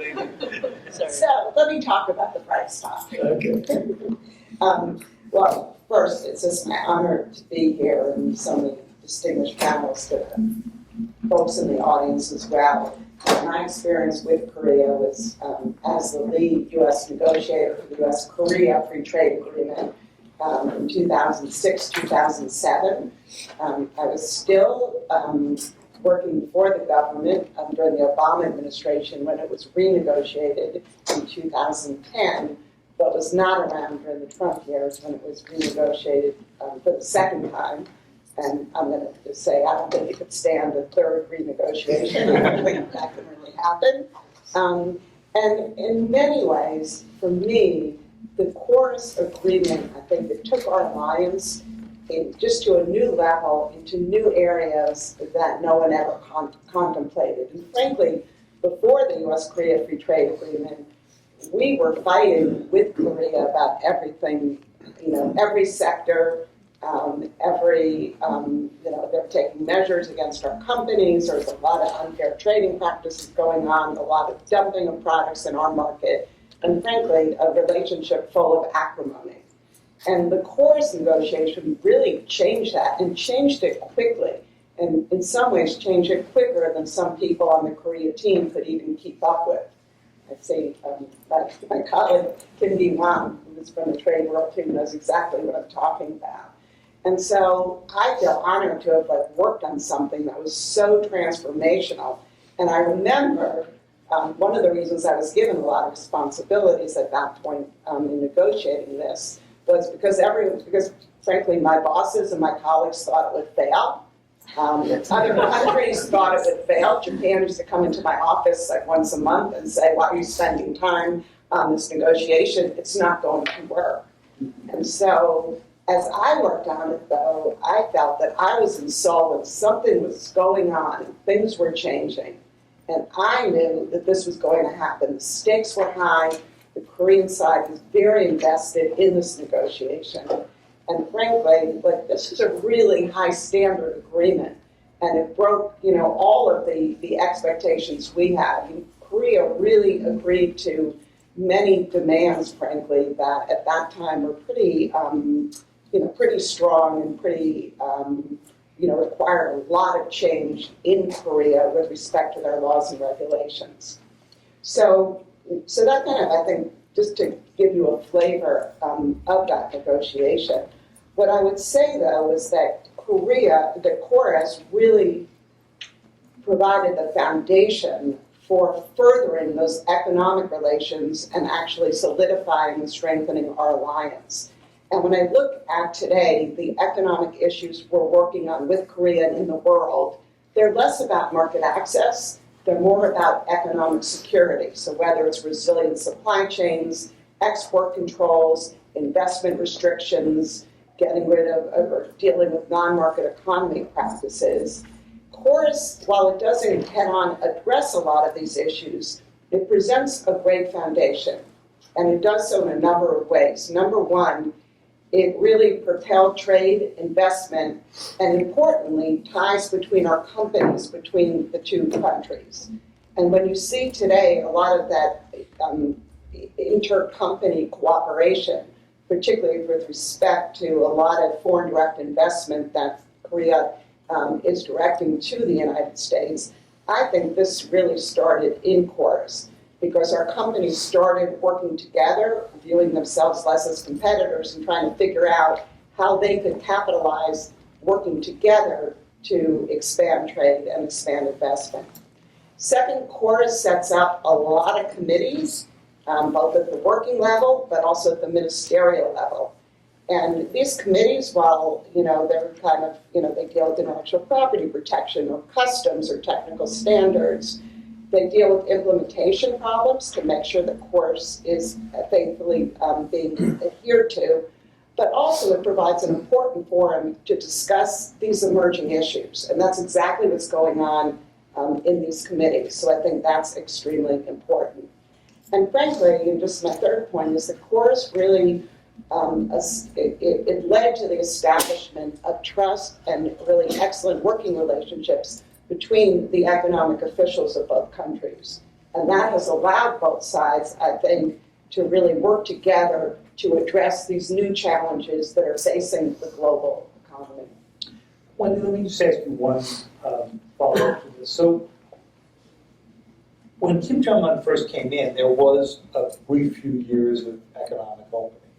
And there was a lot of discussion about how it is that you might lure him to do more of that because he would see the success of the free trade agreement. And while we weren't about to go to a free trade agreement with North Korea after decades of sanctions, he could at least see the power of this in South Korea and what it brought about.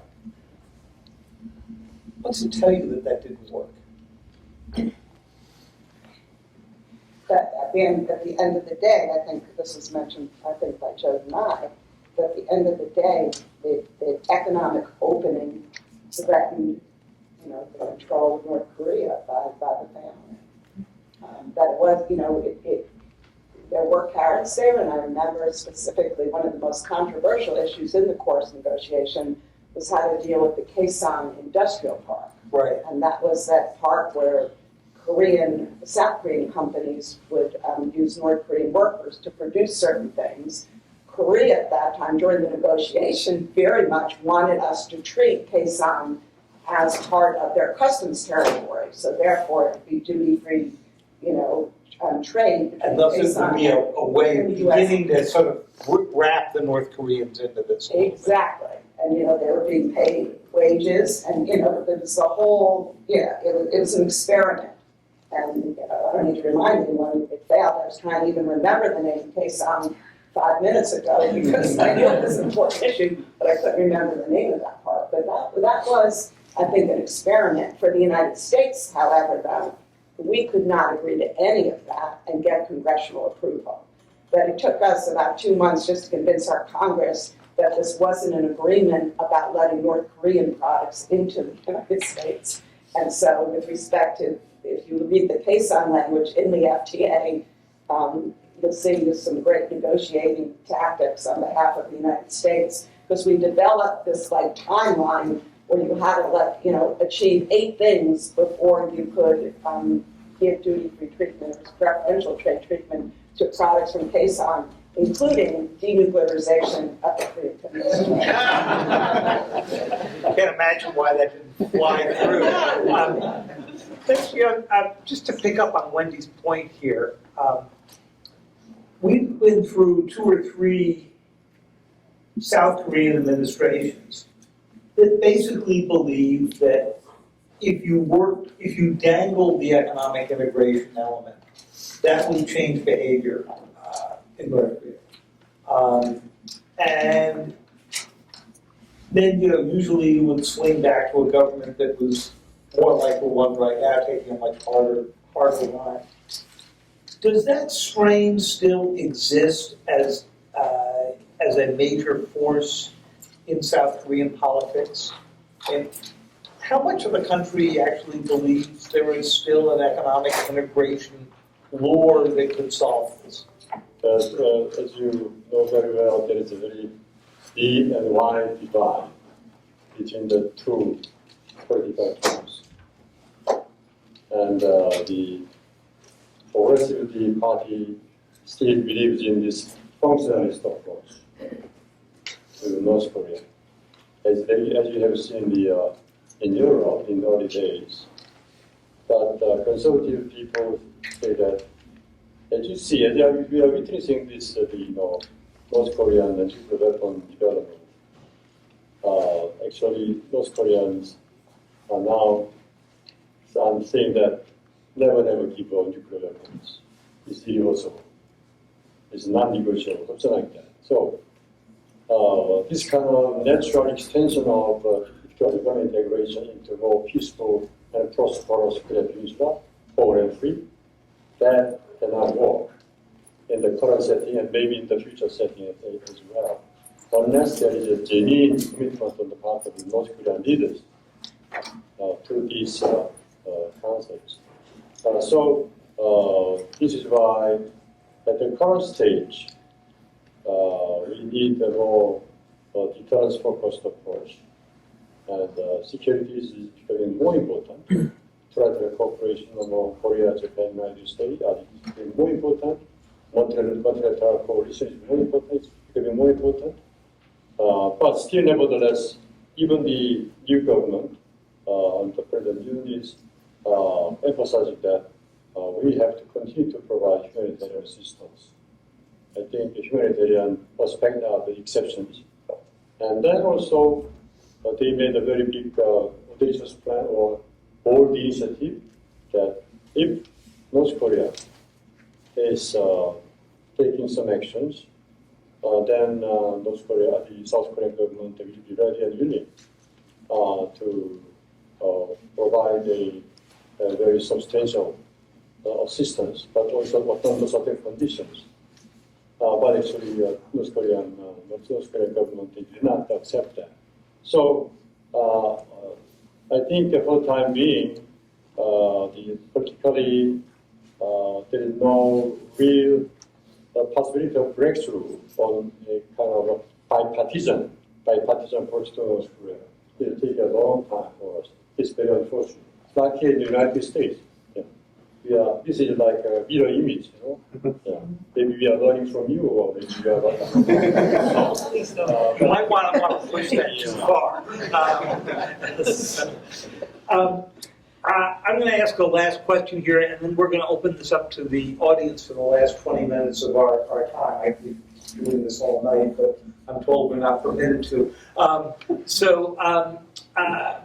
Vince, I wanted to go back to you for a moment, because you just heard in the discussion that we just had that the economic incentive is not likely to work.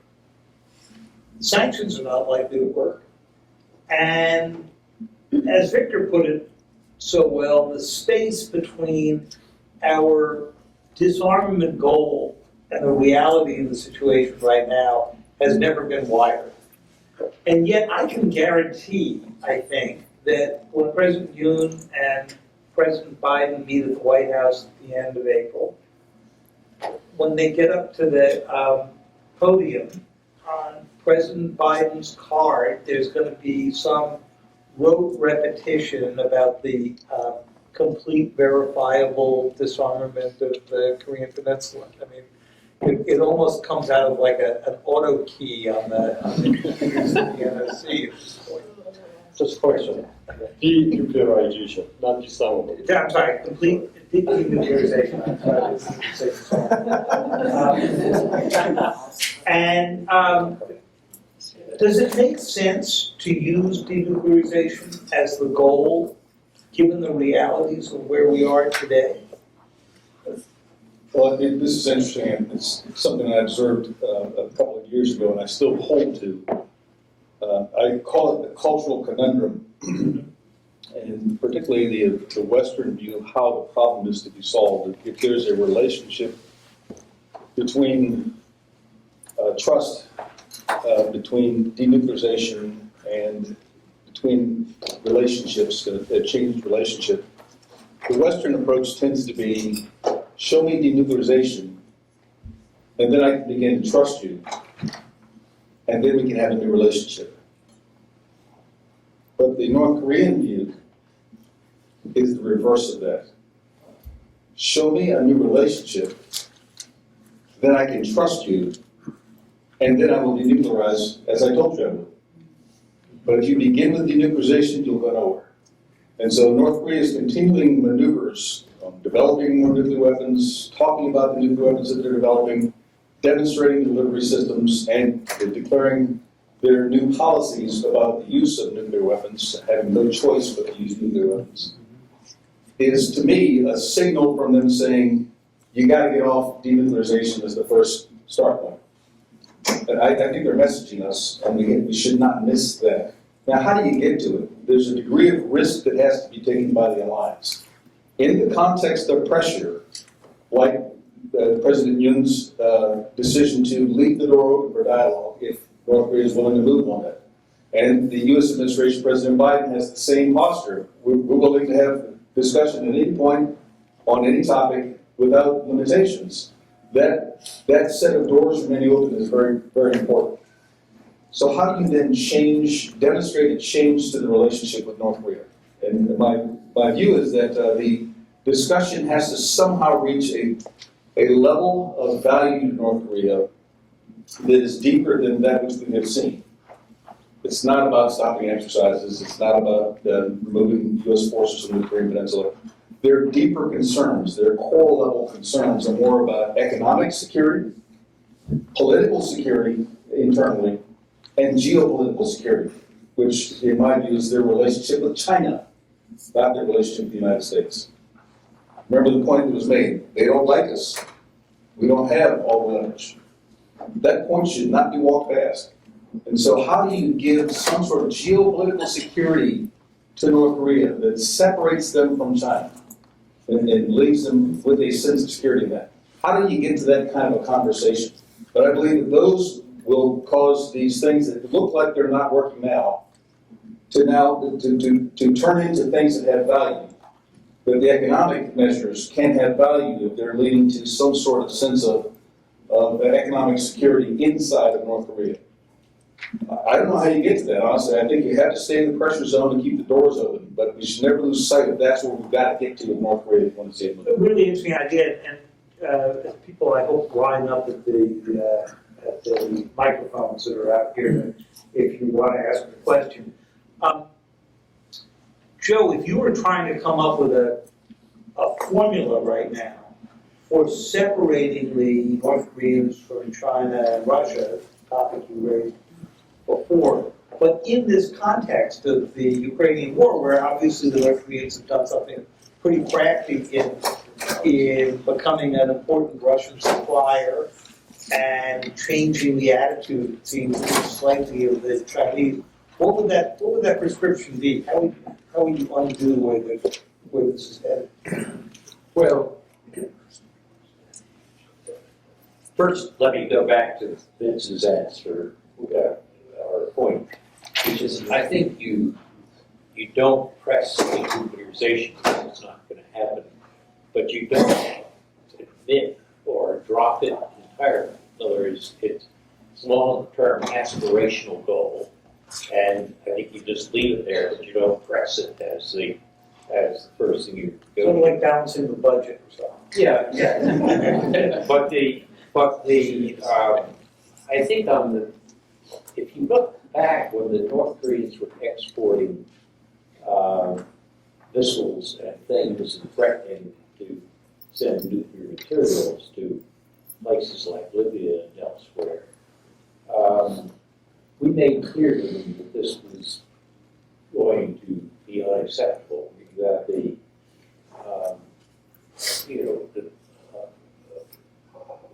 it was not a general broad thing like denuclearization. It's that if you start doing certain things, your ships will sink, or that it was much more precise and limited. And I think you have to send a message to the North Koreans that equipping the Russians with missiles is going to mean that right now we're accepting this game that they're playing. They're rattling their nuclear saber. We're saying sweet nothings to them, and it's like a kabuki, keeps going on and on. But if you every once in a while you have to say no. This is outside the rules of the kabuki game, and missiles to Russia is going to lead to something you're going to really feel. I don't know whether that's. Do we intercept them? I mean, it's clear we know where some of these. Or this is where your famous the perfect weapon might come in. I mean, there might be other ways besides sinking ships to interfere with a shipment, and I would certainly want to consult Cybercom before I. I'm sure the thought has never crossed your mind. Yeah, exactly. Okay, well, we have a lineup of questioners, so please identify yourselves briefly, ask a sharp and crisp question that's really a question. Thanks very much. Thank you. My name is Brian. I'm one of the National Security Fellows here at the Kennedy Center. My question is based on many of the comments that the panel has already spoken to, especially Professor Nye's comment about Marketization being the poison pill for the Kim regime, which I agree with. Along with the research of nascent Marketization across the North Korea-Chinese border, which the Kim regime has been sometimes successful and sometimes not controlling. So I pose a counterintuitive if the U.S. just walked away from sanctions. And if the U.S. stated that given the horrific human rights of North Korea, U.S. companies would be prohibited to trade with North Korea, but we would hope like-minded nations would follow our lead, we would not demand it. This would change no defensive agreement with Japan or South Korea. And in such a situation, I'd love to know the panel's thoughts, would such a move, given the markets in China, South Korea, and even Russia, create a deep stabilizing effect on the Kim regime that they would not be able to control? Thanks. Who wants to start in on this one? So we collected a bunch of data that shows that there are 436 formal markets in North Korea. 436. We've geolocated all of them, and we can tell you the size of the market and how much the government takes in terms of taxes from the market. These markets have, North Korean people rely on these markets today more than they rely on anything that the government gives them. So these markets really have started to create separation between state and society. As my colleague Andrew Yo at Catholic University has written, it's created a nascent civil society in North Korea. There is something happening in North Korea outside the nuclear program that is bright, that is positive, that has a future. The notion of lifting all sanctions and allowing sort of the free flow of material like Coca-Cola, Kentucky Fried Chicken, which at one point, I can't remember which administration it was thinking about, maybe it was while Steve was the special envoy. I remember I participated, there were actually talks in New York with North Koreans, and they raised for some reason Coca-Cola and Kentucky Fried Chicken. Like the two businesses that they wanted in North Korea. And why are you surprised? KFC, now it's called KFC, I guess. But I think, so there are a couple of issues. One is the North Korean regime would see this as a threat. The people might like it, but the regime would see it as a threat. And they would do everything they could to try to stop foreign direct investment, foreign companies coming in direct interaction between North Korean workers, the people, and any foreigners, as they did with Kaesong, where they separated the North Korean workers from the South Korean managers.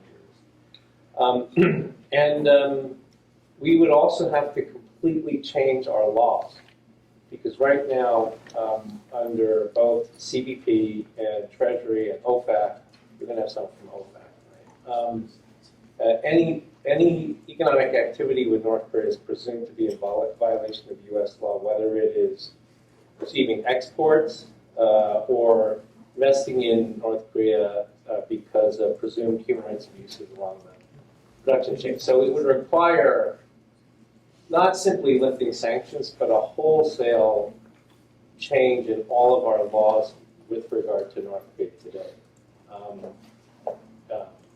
So those would be the obstacles. In theory, I agree. In theory, markets are the best thing that have happened to North Korea. And as you know, the market mechanism in North Korea grew out of the famine. It was the famine in the mid-1990s that created the market mechanism because the government could no longer provide for the people. So in theory, I think there's a lot of sense to that. Practically speaking, you would need a president that was fully committed to this, and that would use the full weight of the office to basically, create more executive orders, like get rid of some of these laws. It would be a major undertaking and a gamble. Interesting. Mr. Chairman? Briefly, because we're going to try to get through everybody before. Yes. And we have 10 minutes. Actually, during the time of Kim Jong-il, the previous leader, actually he was surprised to see the sea change taking place in Shanghai. So when he came back, he wanted to emulate that kind of work. But somehow it didn't work. But now, at the time, we thought that perhaps North Korea could take either China model or Vietnam model. But they reject all two models because even that level of the opening could affect the regime.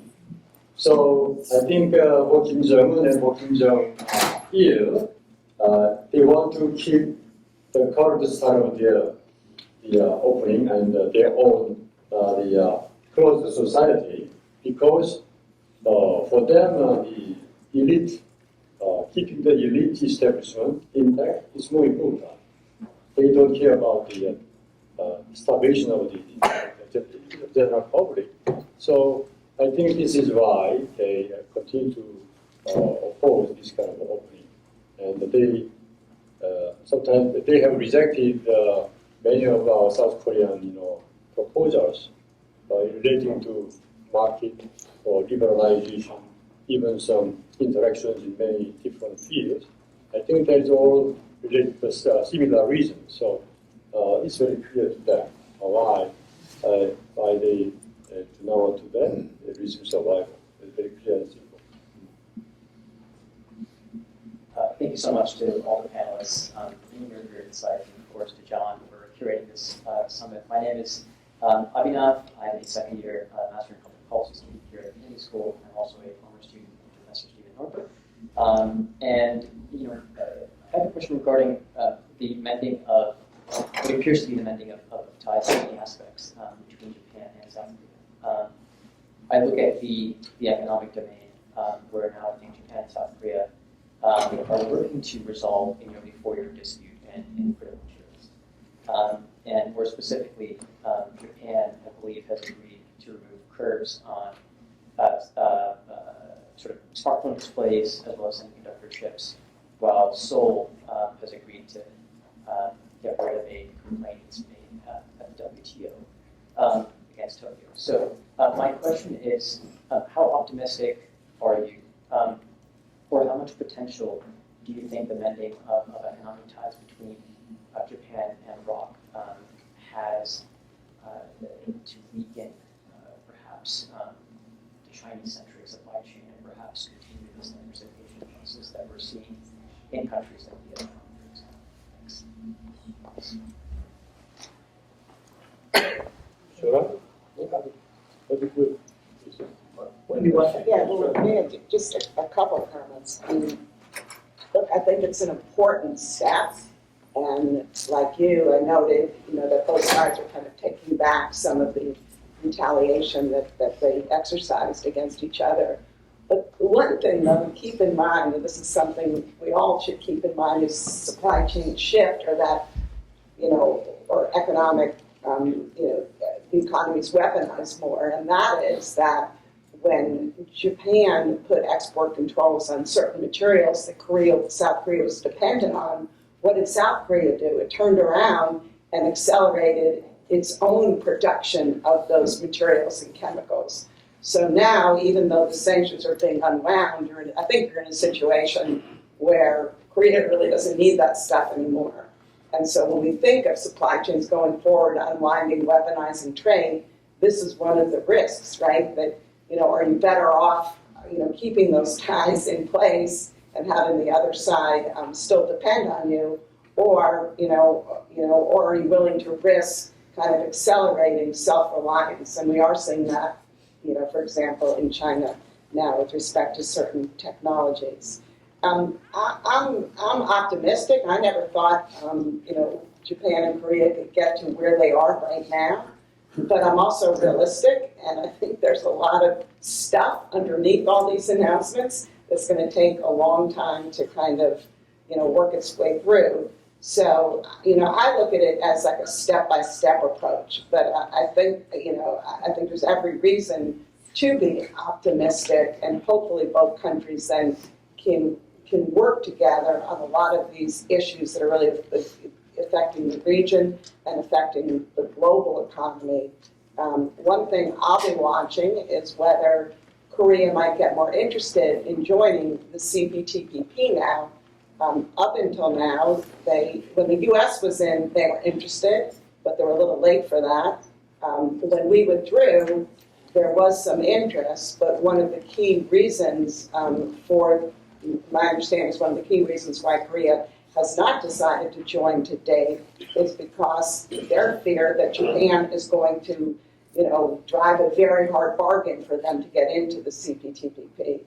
But who knows? Maybe that world is changing now as well.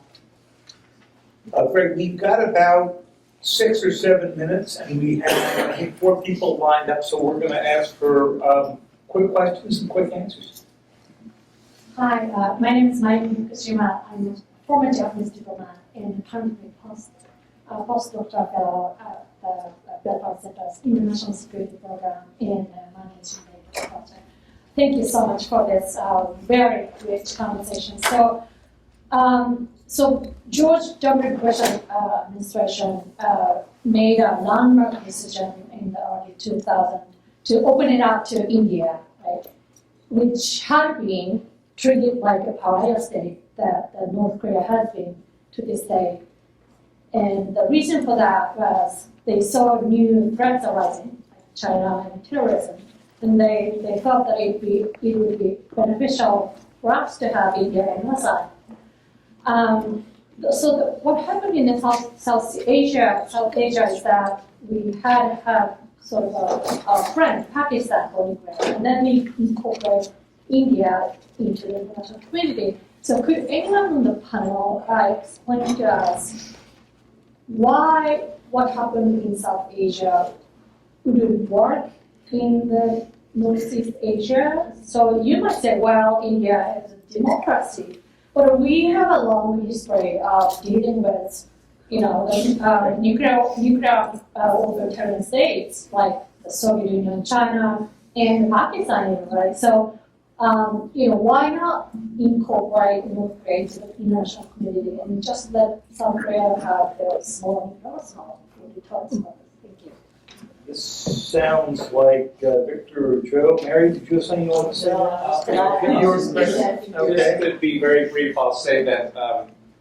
During the six-party talks with North Korea, there were times at which they would say, "We're never going to denuclearize.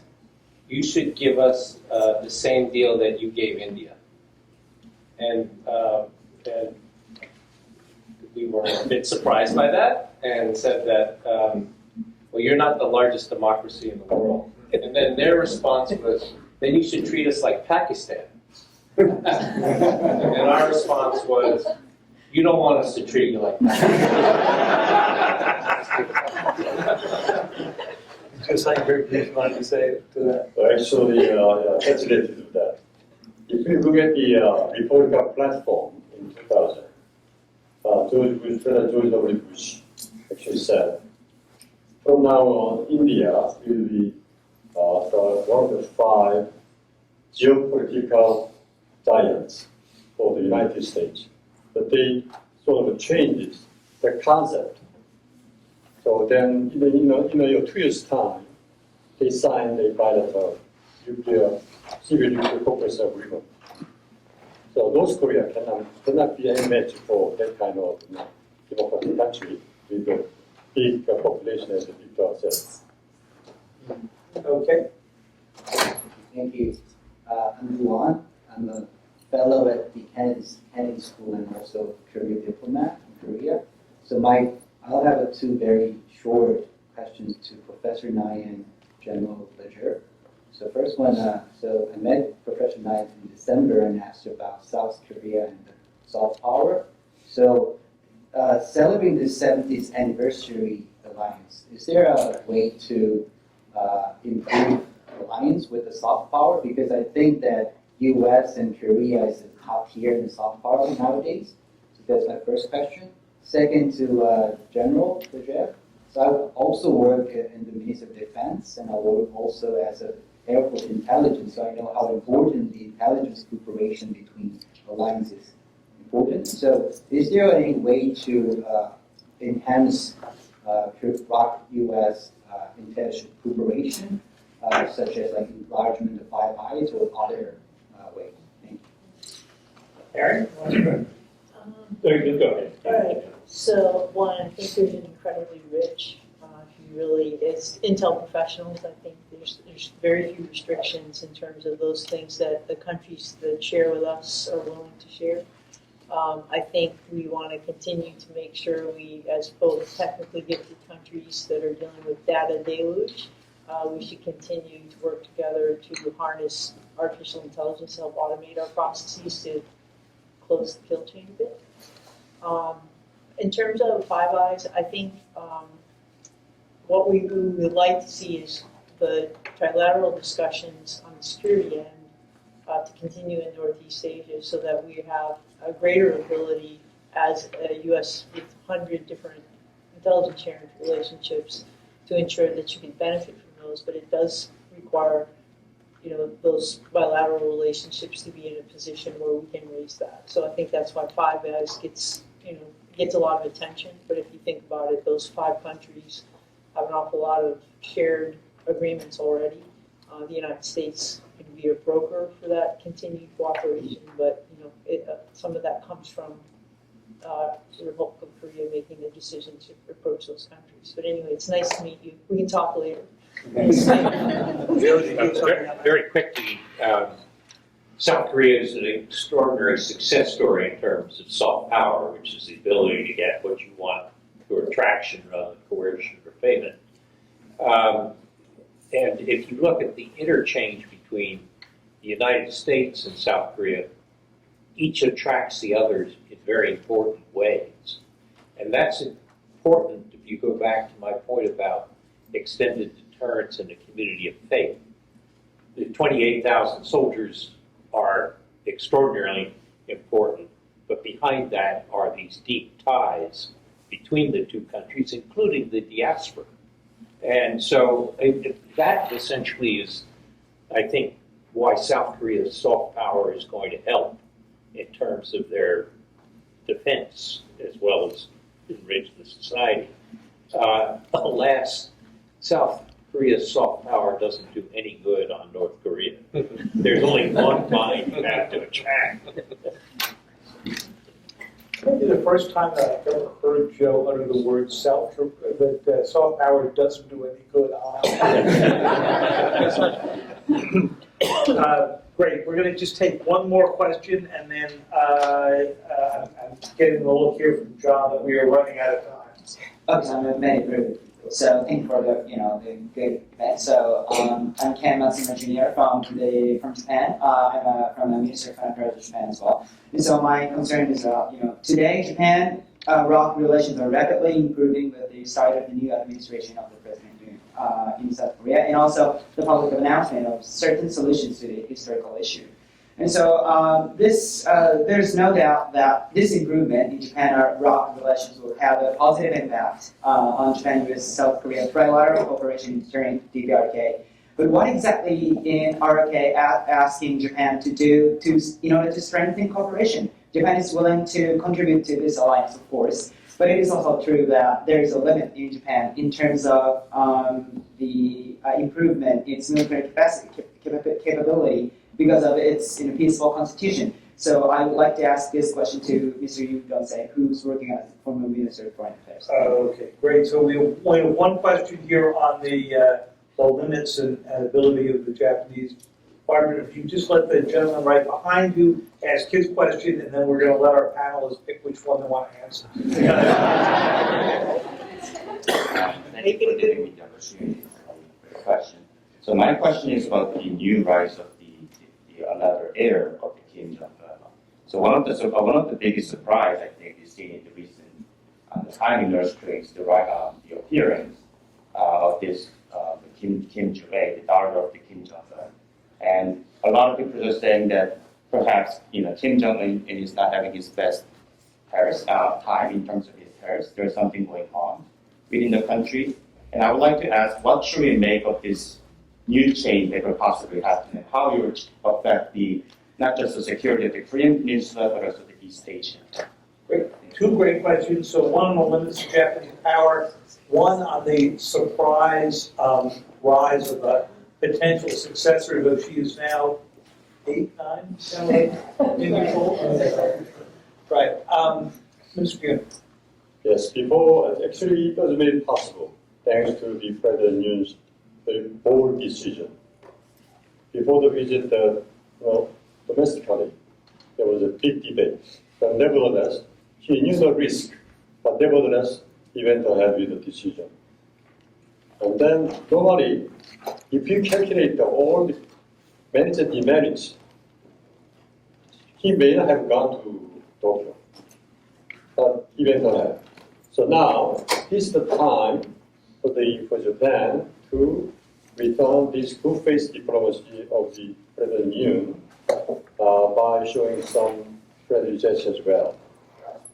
From my standpoint, on the economic front, I think that will be fast, improved very fast. On security front, security cooperation will on fast track, I think.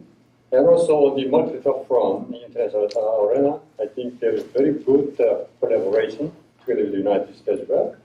But still, there is a very big domestic opposition to compensation formula.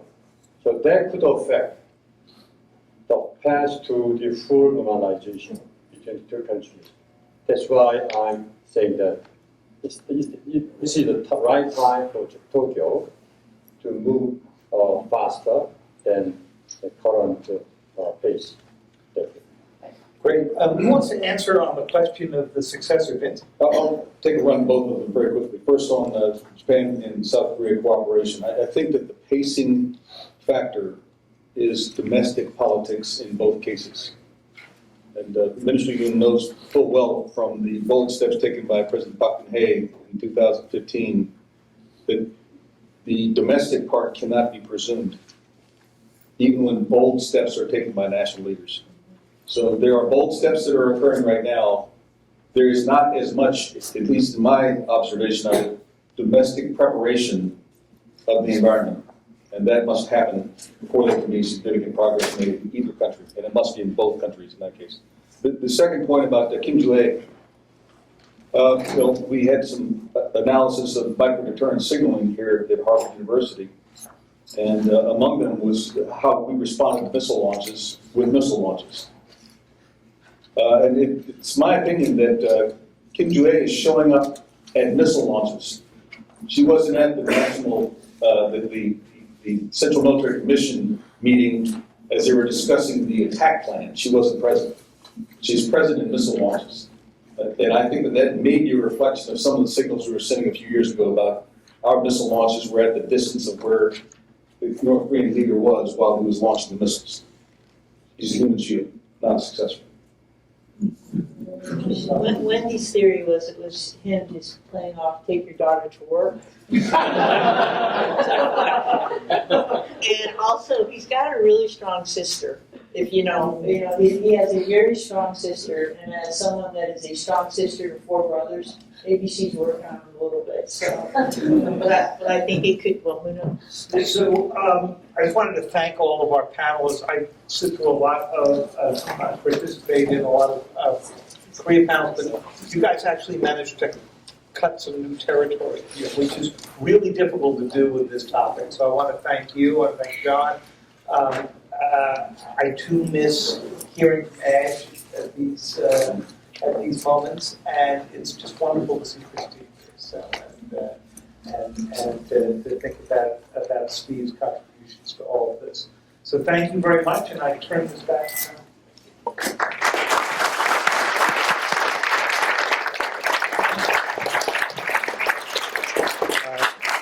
To the panel members, if I could ask you to remain seated because we're going to take a group photo.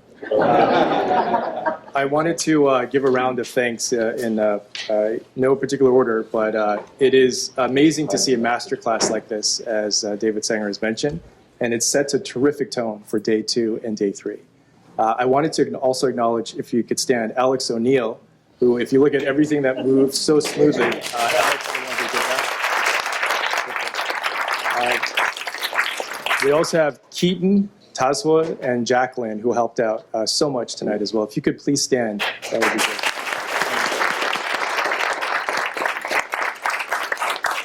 And to Jim, who is recording this for basically the whole notion of it's going to be for future generations. And I really wanted to emphasize that what you all did tonight on the panel, it is about cultivation and stewardship. And if we think about the alliance, I do believe the clear eyes and full hearts component, it bodes well. The alliance bodes well. And it's amazing to see the best from both sides and how you bring out the best in both sides.